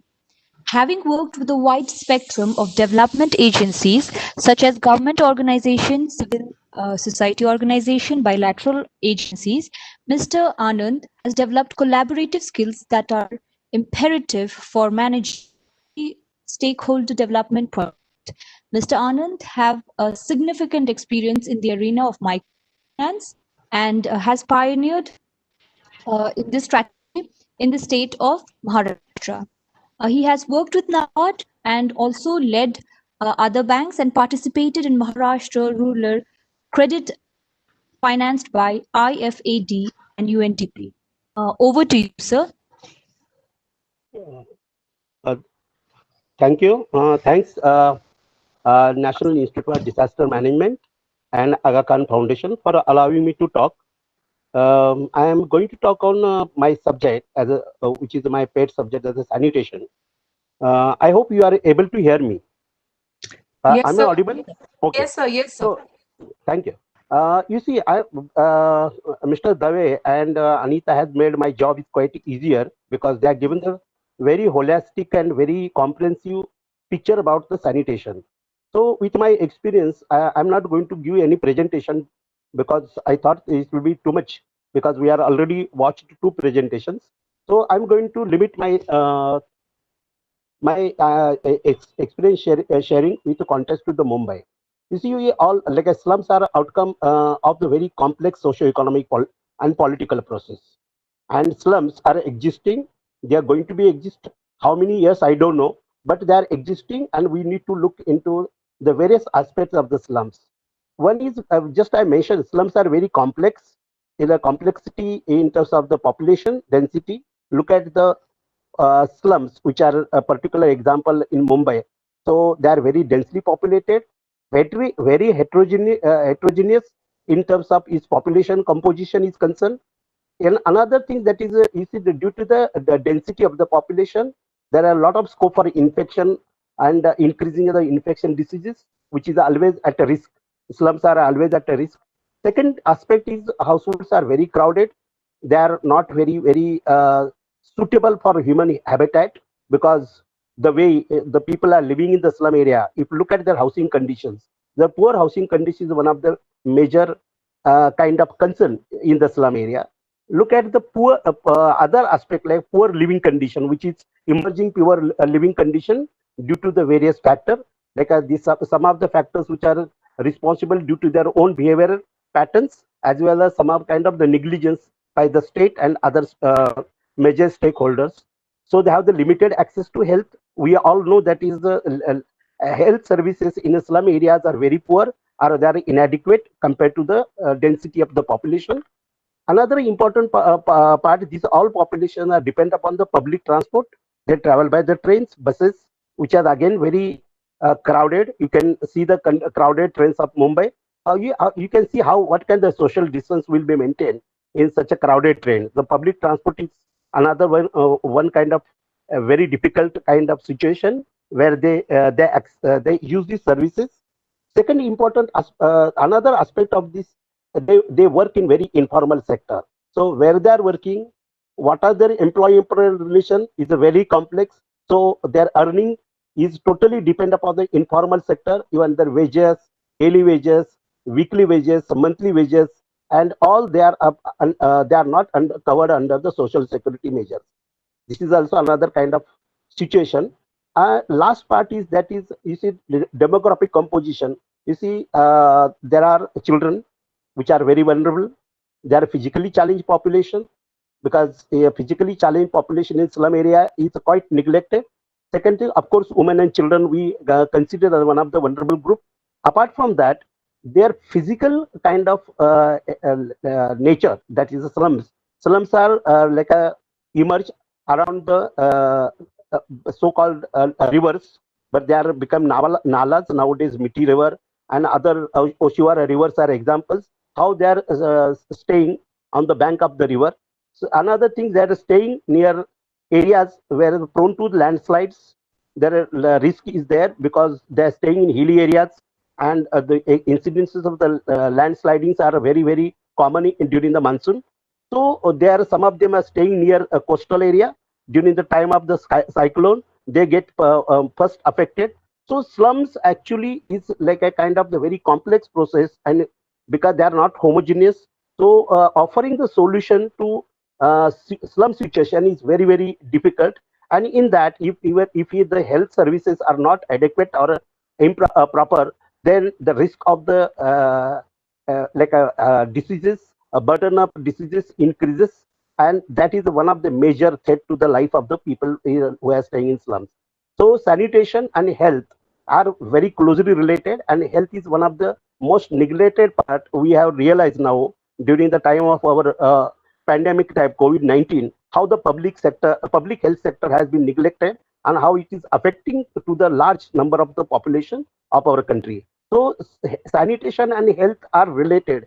And as I said earlier, the health status is also very different to each slum area. So we cannot come to the very common understanding about health related risk and infrastructure related risk of the slum area. So there are two components. One is health related risk is there due to the poor poverty and other areas. So I always say that the poverty is a permanent disaster in the poor's life. So poverty is one of the very major issue in the slum areas. So this health related risk is also like poverty is also outcome of the various complex process, and it gives a birth to the health related issues like a malnutrition. Take example malnutrition. We all are aware about the malnutrition in tribal areas, but malnutrition in slum area is one of the concern for all of us, and we are working on that. UNICEF is one of the major organizations which are working on this issue. So I wanted to draw attention to the sanitation and health related disease. Again, sanitation, I'm not confining to the only excreta disposal. I'm taking the sanitation as the environmental sanitation, which includes the many components. Major three components I'm going to talk about. One is important is of course that is the solid waste management. Due to the lack of services in a solid waste management, still we are struggling to manage our waste in informal settlements. So where buildings are there, a developed area is there. So solid waste management services are better compared to slum areas in non-slum areas. So we need to divide the city into two categories, that is slum area, non-slum area. So solid waste management is one of the major challenge. Second aspect of the surface water management, drainage. Drainage is also another one source for which contribute into degradation of the environment of the slum dwellers, and which contributes into the risk of the slum dwellers. So this is a drainage facilities, what I call a grey water management. Of course, third area is like a black water, which is the outcome of the there are no infrastructure, proper infrastructure. Again, my statement and my experiences are quoting in the context of the Mumbai. So I don't want to generalize, and I don't want to get engaged into the academic discussion. I'm going to talk about the Mumbai. My reference is at present is Mumbai. So in Mumbai, sewer lines are not there. So due to the lack of sewer lines, all our toilets are not connected to the proper disposal arrangement. So due to lack of proper disposal arrangement, we face a lot of difficulties in terms of reaching out to the environmental standards or what is sustainable development goal. So in a slum area, if you look at overall urban infrastructure, the infrastructure is a very poor state, which has a lot of investment in terms of the hardware is concerned, but there is a negligence to the software activities. So government of Maharashtra, Mumbai Municipal Corporation, even bilateral projects like a World Bank They spend a lot of money on the infrastructure, hardware of the program, but software activities are neglected, and that is one of the major challenge in improving the environmental conditions in Mumbai. So these are the three major areas which I'm going to talk about these challenges in the urban areas, which are the threat to the environment, not only slum dwellers, but it is also impacting on the overall health of the city, public health of the city. Now, during the COVID-19, we realized this like a proximity or density of the population has affected the entire city. We are facing the last 8-9 months lockdown. Our economy is at a very at a risk, and we all are facing this. These are nothing new. I'm not talking something new to all people. You people are aware about that. But problem that is what I'm going to draw attention: poor level of infrastructure, poor level of housing conditions, that complexity in terms of the society as a social composition is concerned. So organizing the people or bringing them at a very common understanding is a real challenge and great challenge. And in spite of the whatever good work has been done, due respect to them, it is a still challenge because we are not measure our activities in terms of the social impact is concerned. What is the real social impact of our activities or interventions? We need to have the more good parameters, more participatory parameter to assess our work. Now I'm working last 25 years in the slums of Mumbai. We are making a lot of attempts or reaching out to the slum areas, and I will come to that how we are reaching to the slum areas. But I feel that is if you want to address the issues related with sanitation, we need to consider environmental sanitation as one of the very broader terms. We need to look at the infrastructure, the existing infrastructure, services of the urban poor, how you can improvise the services. Ultimate goal that is to make the slum free, like a slum free cities. So we need to work on the very decent housing program for the poor people. We cannot make the improvisation in a very dilapidated infrastructure, like a poor infrastructure. We need to like minimize the risk. I'm talking about totally risk may not be able to overcome in slum areas, but we can minimize the risk. And what are the areas where we can have the programs to minimize the risk in terms of the environmental sanitation is concerned? That is one of the major concern, and it has to be major concern for all the practitioners. So I'm moving to the other things, like you see a disaster risk, which is like a disaster, which is like a pandemic is there. We are facing now pandemic, COVID-19. So we are all aware about the like impact of the COVID. So, but what is happening? How we can prevent? How we can really arrest this kind of pandemics in a very fragile environment or fragile communities?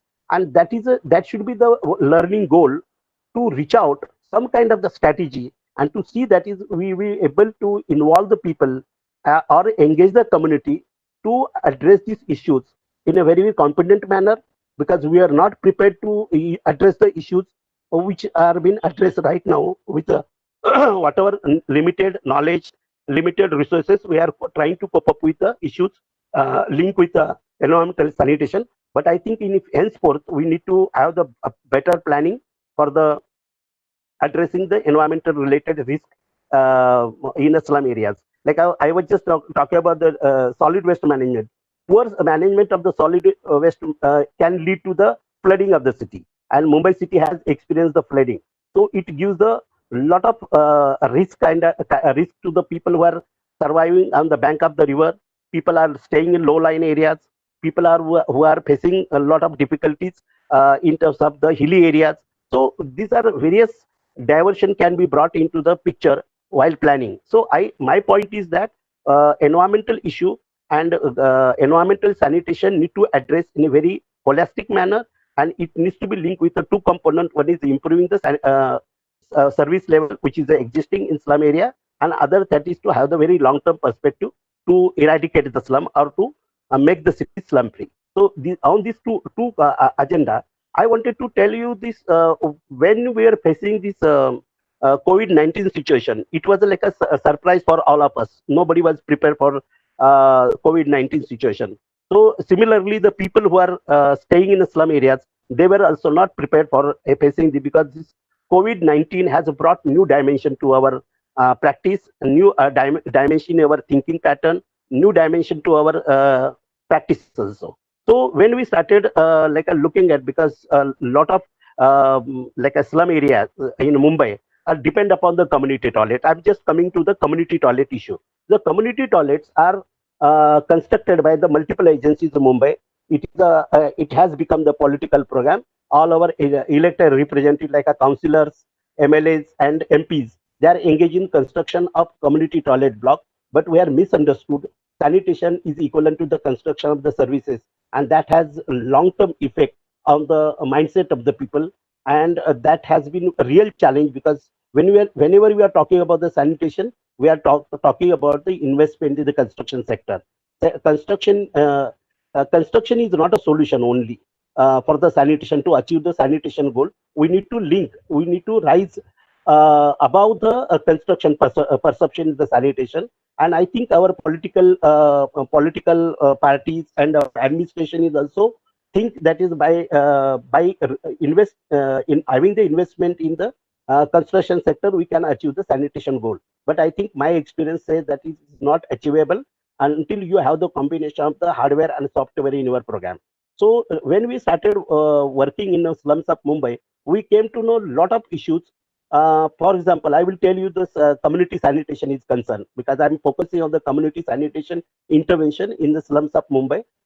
We have there is a lot of misconception between the community toilets and public toilets, because we have one model of the public toilet which is like a Sulabh Shauchalaya called. So per use they charge, but our program was basically monthly contribution, runs on the monthly contribution. Our CBOs collect the user charges on a monthly basis, and they have been given passes to slum dwellers. So suddenly somebody has misinterpreted like an administration, that is people should not CBO should not take the money from users community. So that was a major kind of setback to our sustainable development program of the sanitation, because community were prevented to collect the user charges. And that time all people were like suddenly due to economic crisis, everybody started focusing on the providing rations, providing the cooked food. So there was a lot of active participation of the civil society in this intervention. So I really thankful to those all people who are like sorted provided food, cooked food rations to our poor people. But at the same time, this issue was neglected, because we realized that our shops are closed, no cleaning material is available. There is a lot of shortage of the material, cleaning material. There is a shortage of the manpower, and there is another shortage of the knowledge. And with the help of the UNICEF Mumbai and our CBOs, that is, we have the Federation of the CBOs, network of the CBOs in Mumbai. So with the help of the Federation of the CBOs and we have the one more partner, CACS, the Citizens Association for Children's Right, and one CBO, TPM. With all this collaboration, we started intervention, and that intervention was at various levels. So to address the issues, first we thought that we need to counter a propaganda, which is like people were getting a lot of false information, rumors. So we wanted to engage into the dissemination of information. So that was the one aspect. So through the megaphone, our volunteers went to the densely populated slums, and they're given the proper information to the community. So this was one of the major issue in such kind of the crisis. We need to have the proper communication, scientific information to the community. With the help of the UNICEF and other partners, we were able to reach out to the slums by giving the proper information. We also organize the training program and capacity building program at a 3 level. One is like for the CBOs members.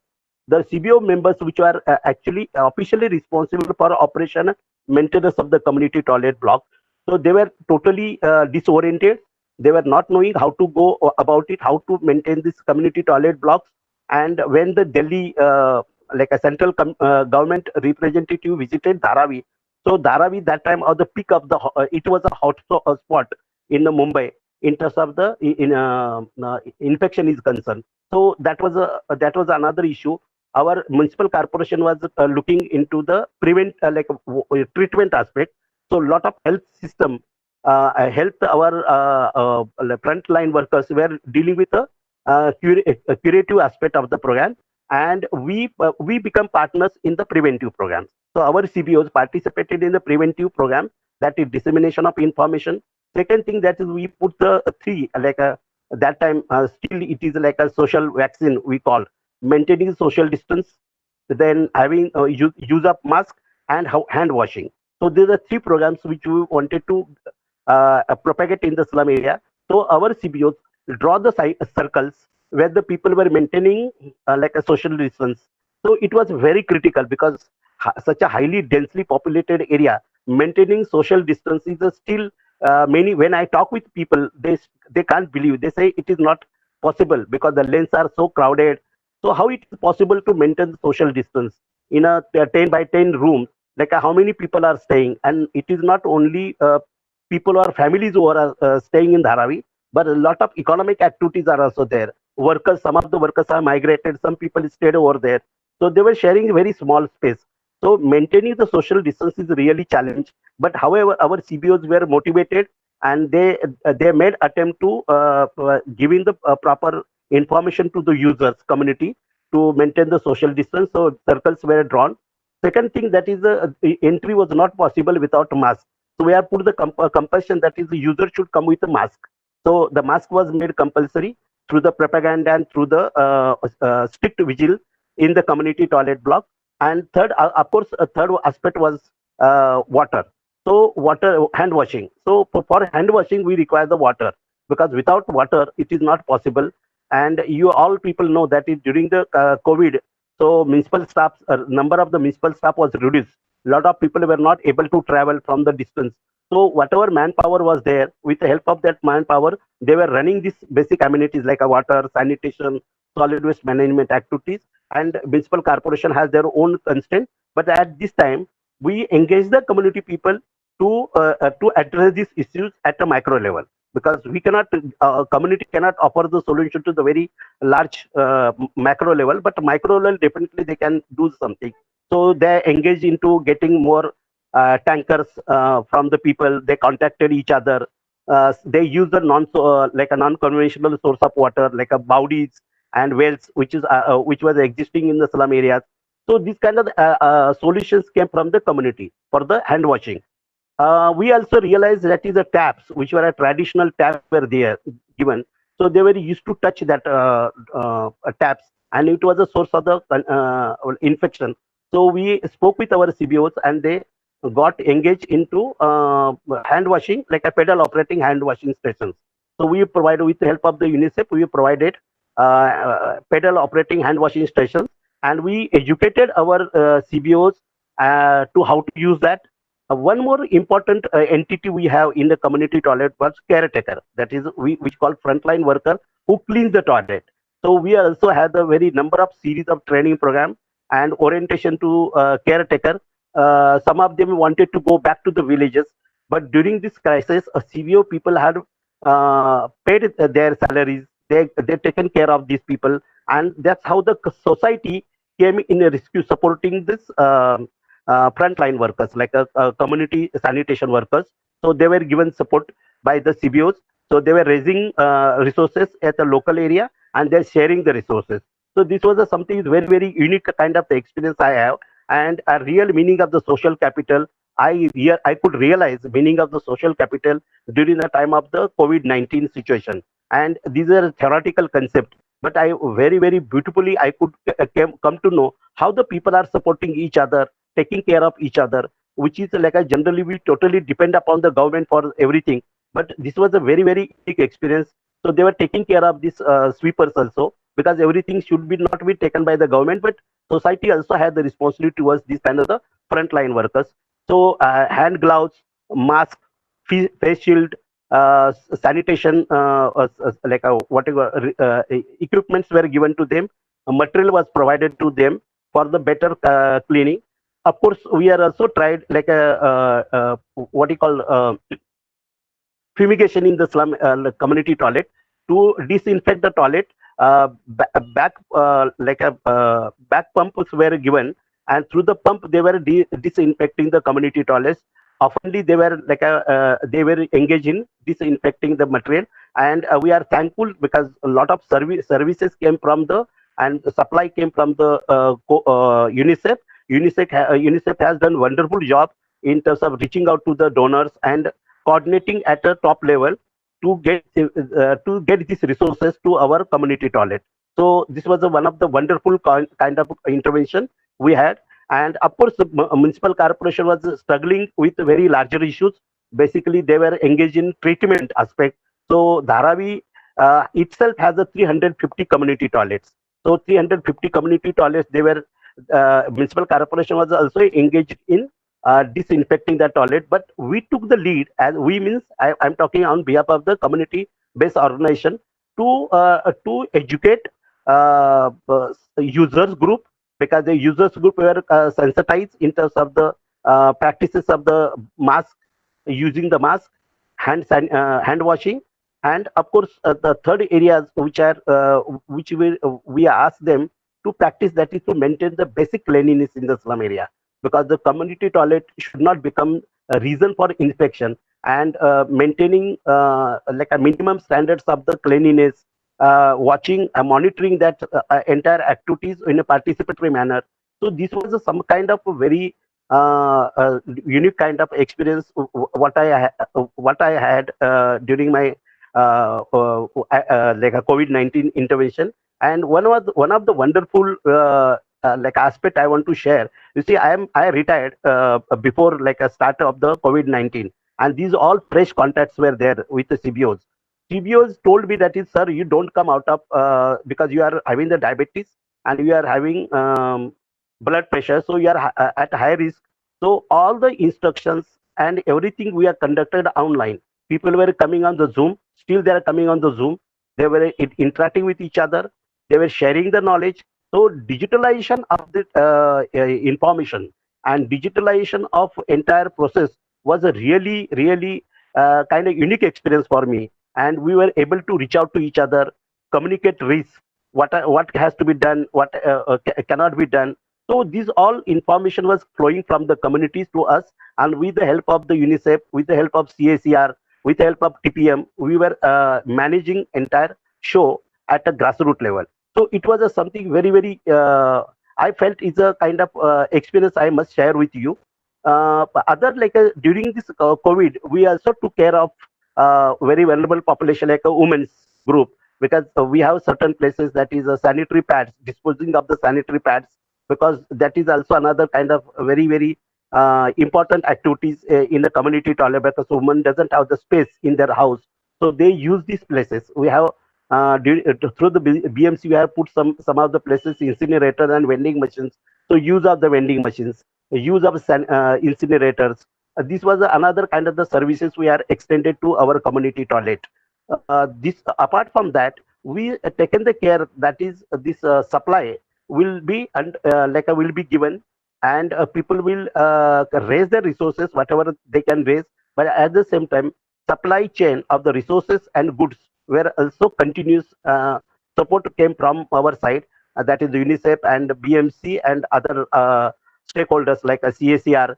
So this was a Mahindra Tech company. I can mention the lots of names of the donors, and that was something which was really helpful to reaching out to the new model of intervention.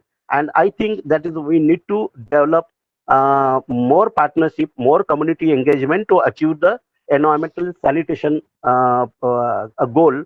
And we so last part, which is Anita madam has mentioned, I would like to repeat, this all is possible when we can link with an urban livelihood issue, because our poverty, urban livelihood is at stake.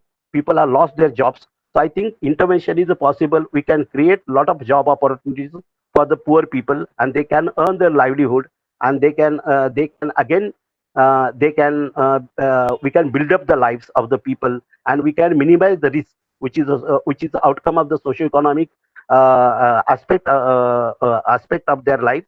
And another particular environmental risk, which is like a cyclones, then flooding. So these are also risks that can be minimized, and I think a greater partnership is possible with the help of the we all people who are experienced people like Agha Khan Foundation is there. Mr. Dave has given an excellent presentation. We have a very capable team in Mumbai, like Yusuf Kabir is there, Anand Godke is there. So wonderful people are there. So I think there is no dearth of the information. There is no dearth of the expertise. I think this is the time we should test our knowledge and our abilities and our competency in the given very very vulnerable situation, and that is a time of like a time I think will prove that yes, we have been able to do something for our society, we have been able to do something for our people. And I think my time is over. I'm really thankful to the people who are because I decided to talk ex tempo because I think PPT and everything becomes very risky. So this is the one intervention. I given an example with community sanitation. Similarly, we can have I have the experience of the solid waste management. Even we are now talking with the workers training, that is frontline workers to deal with the septic tank management. We are also now preparing ourselves to address these issues with the help of the municipal corporation, and we are engaged in community engagement models, and we wanted to move away from not only the community toilet, but we wanted to include more environmental issues in our micro level interventions. And I think with this note, I will stop it here. And I'm really thankful for the organizers who are allowed to me to speak and to share my experiences. Thank you. Over.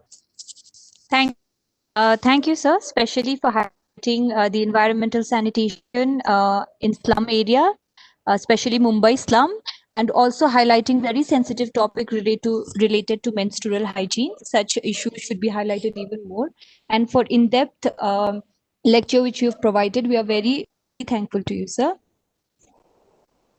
Moving ahead with the session, as per the schedule, we were supposed to have the question answer round, but due to time restriction, I'm sorry, am I audible? Yes, sir, Adna.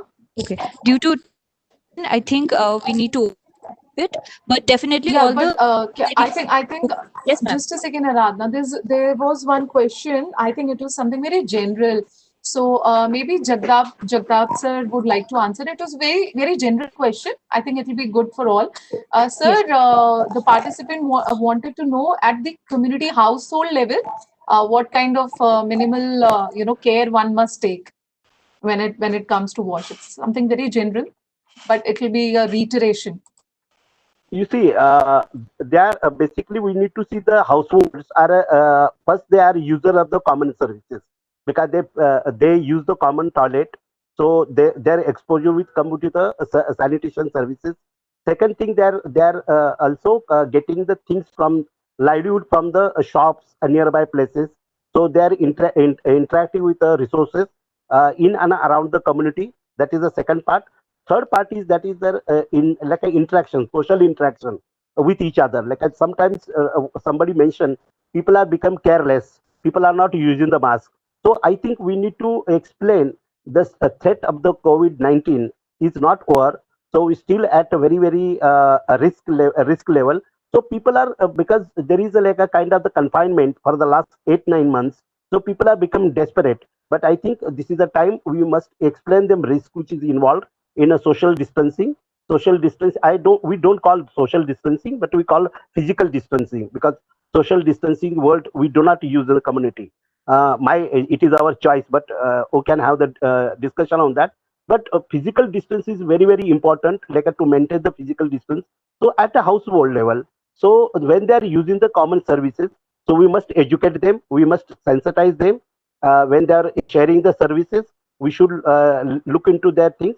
And one important thing that is, you see, during the time, because somebody has mentioned the issue about the gender violence. You see, we realize there are a lot of incidents of the violence which are taking place because of the such a long time people are confined to the small room. Houses are very small. What we call conventionally getting on each other's nerves. So there are a lot of fights, a lot of frustration, a lot of mental health related issues. I think we also need to address these issues and very, very competently with expertise. Like we cannot become like a counselors, and we need to have the very expertise in this kind of the interventions. So I think people can take care at a household level by using the three important: using the mask, washing hands, and third is like a what you call maintaining the physical distance. So these are some of the issues need to be reinforced in the minds of the people, and I think the children are very good source for that. we have organized a number of the training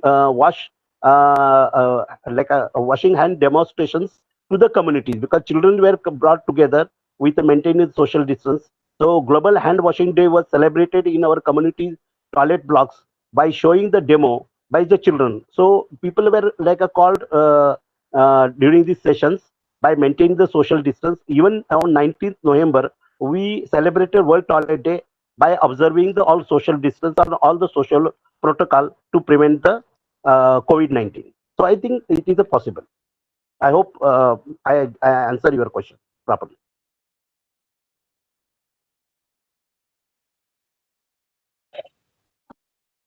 Dr. Sushma, more questions? I don't see them in the chat, so maybe we can invite Madhukar ji.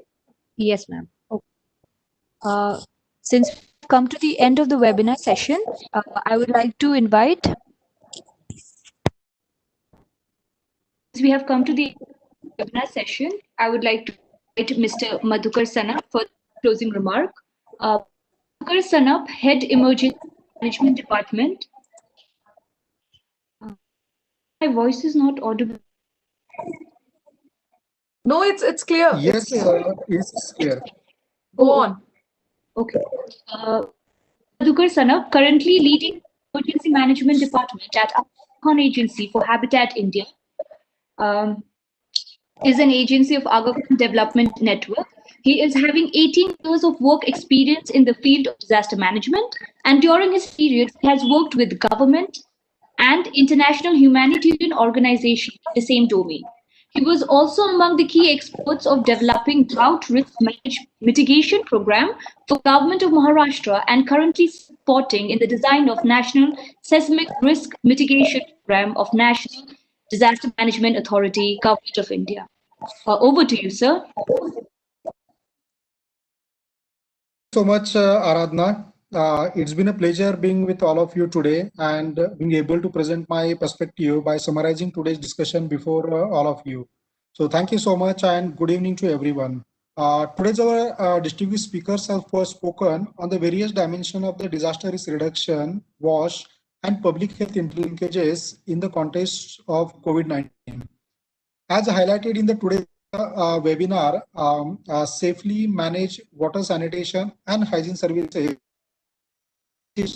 of the preventing and protecting human health during the infectious disease outbreak, including the current COVID-19 pandemic.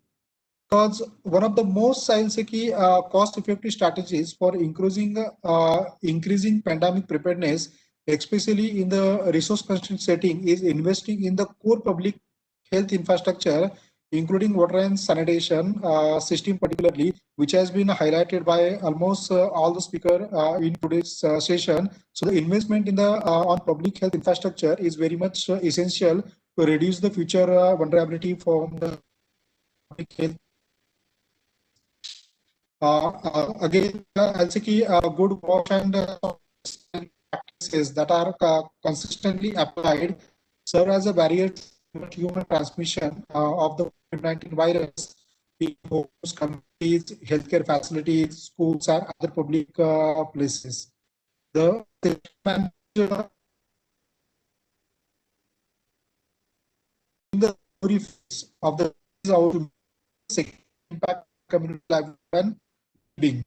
Because here we important to understand the secondary indications of the pandemic, particularly one is directly affected the health, and secondly is also affecting on the communities' livelihood and their well-being particularly. So how we can ensure the proper mitigations of this particular aspect is also become very important while doing the appropriate planning to ensure during the recovery phase. I'll say during today's presentation, three key priority area was discussed, focus as a part of the emergency responses particularly. One was on the improving hand washing behavior, food hygiene, and safe water practices. Second was safe wash services in healthcare facilities for delivering the quality health services and protecting the health worker, patients, and staff for the transmission. The similar services also need to be made available at other key establishment and public locations, particularly where there are like gardens and markets are such public places. The similar facilities need to be made available. And thirdly, the emergency support to secure and extend water and sanitation service provision, which include the rapid and low-cost water service and sanitation provision for communities, healthcare facilities, and schools is a critical to enable the hand washing, hygiene, and disinfection. So I'll say these are the key three priority has come out very clearly from presentations, and along with that, I will also highlight some of the important key messages which has come out from the webinar over here while summarizing the all the presentations part. One, very prominently, the basic wash services and solid waste management are essential for the safe and quality care. Basic water supply, sanitation, and hygiene services in schools are essential for safe quality care. Rapid, low-cost water service provisions for communities, schools, healthcare, and other facilities that currently lack access to the reliable and safe water supply is critical to enable hand washing, hygiene, and disinfection. The communication and preparedness related to the hand washing, behavior change, and promotion, food hygiene, and water safe water practices is also very important and very crucial at this stage. And also, we are touch upon the multi-hazard preparedness particularly because it's integrated across the sector. So, and it can be done very effectively by ensuring the risk assessment and risk preparedness for LCK for ensuring the effective preparedness, as well as to ensure the culture of preparedness for effective disaster management and particularly. And lastly, would like to mention that the documentation of the best practices is very important because many I will say good lessons has been shared by Mr. Dave or even Mr. Jagtap and Anita Mia also. So these kinds of I will say best practices need to document and need to be made available on the knowledge platform, which can be further used for promoting inclusive, participatory, and well-informed preparedness strategies. So therefore, the documentation of these best practices is very important. And with this, I would like to thank you, the entire team of NIDM, more specifically to Dr. Sushma and Aradhana for all the their facilitations and coordination for this workshop. So thank you so much to all the speakers and participants, and handing over back to Aradhana for further proceeding. Thank you so much. Thank you. On behalf of NIDM, I will be giving the vote of thanks as well. Firstly, I would like to thank our Executive Director, Major General Manoj Sindel, for always encouraging us and for always motivating us to conduct various webinars. I would also like to thank our patrons for the session. With us, Ms. Tamiza who gave inaugural address, and Mr. Madhukar Sanap, who gave the closing remark for the session. Thank you so much for your time and consideration. I would also like to thank our speakers for the session. We had with us Ms. Anita Mia, Mr. Anand John, and Mr. Shyam Dev, provided such elaborate, in-depth, and wonderful presentation on DRR WASH, public health interlinkages in context of COVID. And lastly, definitely our coordinators, Dr. Sushma Guleria and Mr. Santosh from National Program Head DRR and IS Agha Khan Agency, due to which their efforts and time this webinar came into limelight. And definitely our participants for their time, for their patience, who had participated with us in a session from multidisciplinary background. Before I end this webinar session, just I would like to highlight two basic instructions. First, the feedback link will be mailed to those participants who have attended the webinar session for 90 minutes. And once we get the feedback from the participants, then the e-certificate will be generated in their name, which will take around 30 days. Kindly do have patience with us. And on this note, I would like to end the webinar. Dr. Sushma, shall I? Yeah, and we will be sharing a copy of the presentations, which are, I think, with Aradhana. So please be assured, they'll be shared with you along with the feedback link. Thank you all. Have a good New Year ahead, a safe New Year ahead. Thank you, ma'am. You and all you, and Yeah, thank you so much. And thank you, same to Aradhana. you. All the participants, be safe. Bye-bye. Hanji. Anita ma'am, Jagdap Thank sir, you. Thank you Davi so sir, I much. think is left. Happy New Year to all of you. All right. Bye-bye. Yeah, happy New Year to you all. Okay. Thank you. Thank you. Thank you. Members. Thank you. Yes, thank you. Okay. Bye-bye. Thank you. Bye bye. Bye.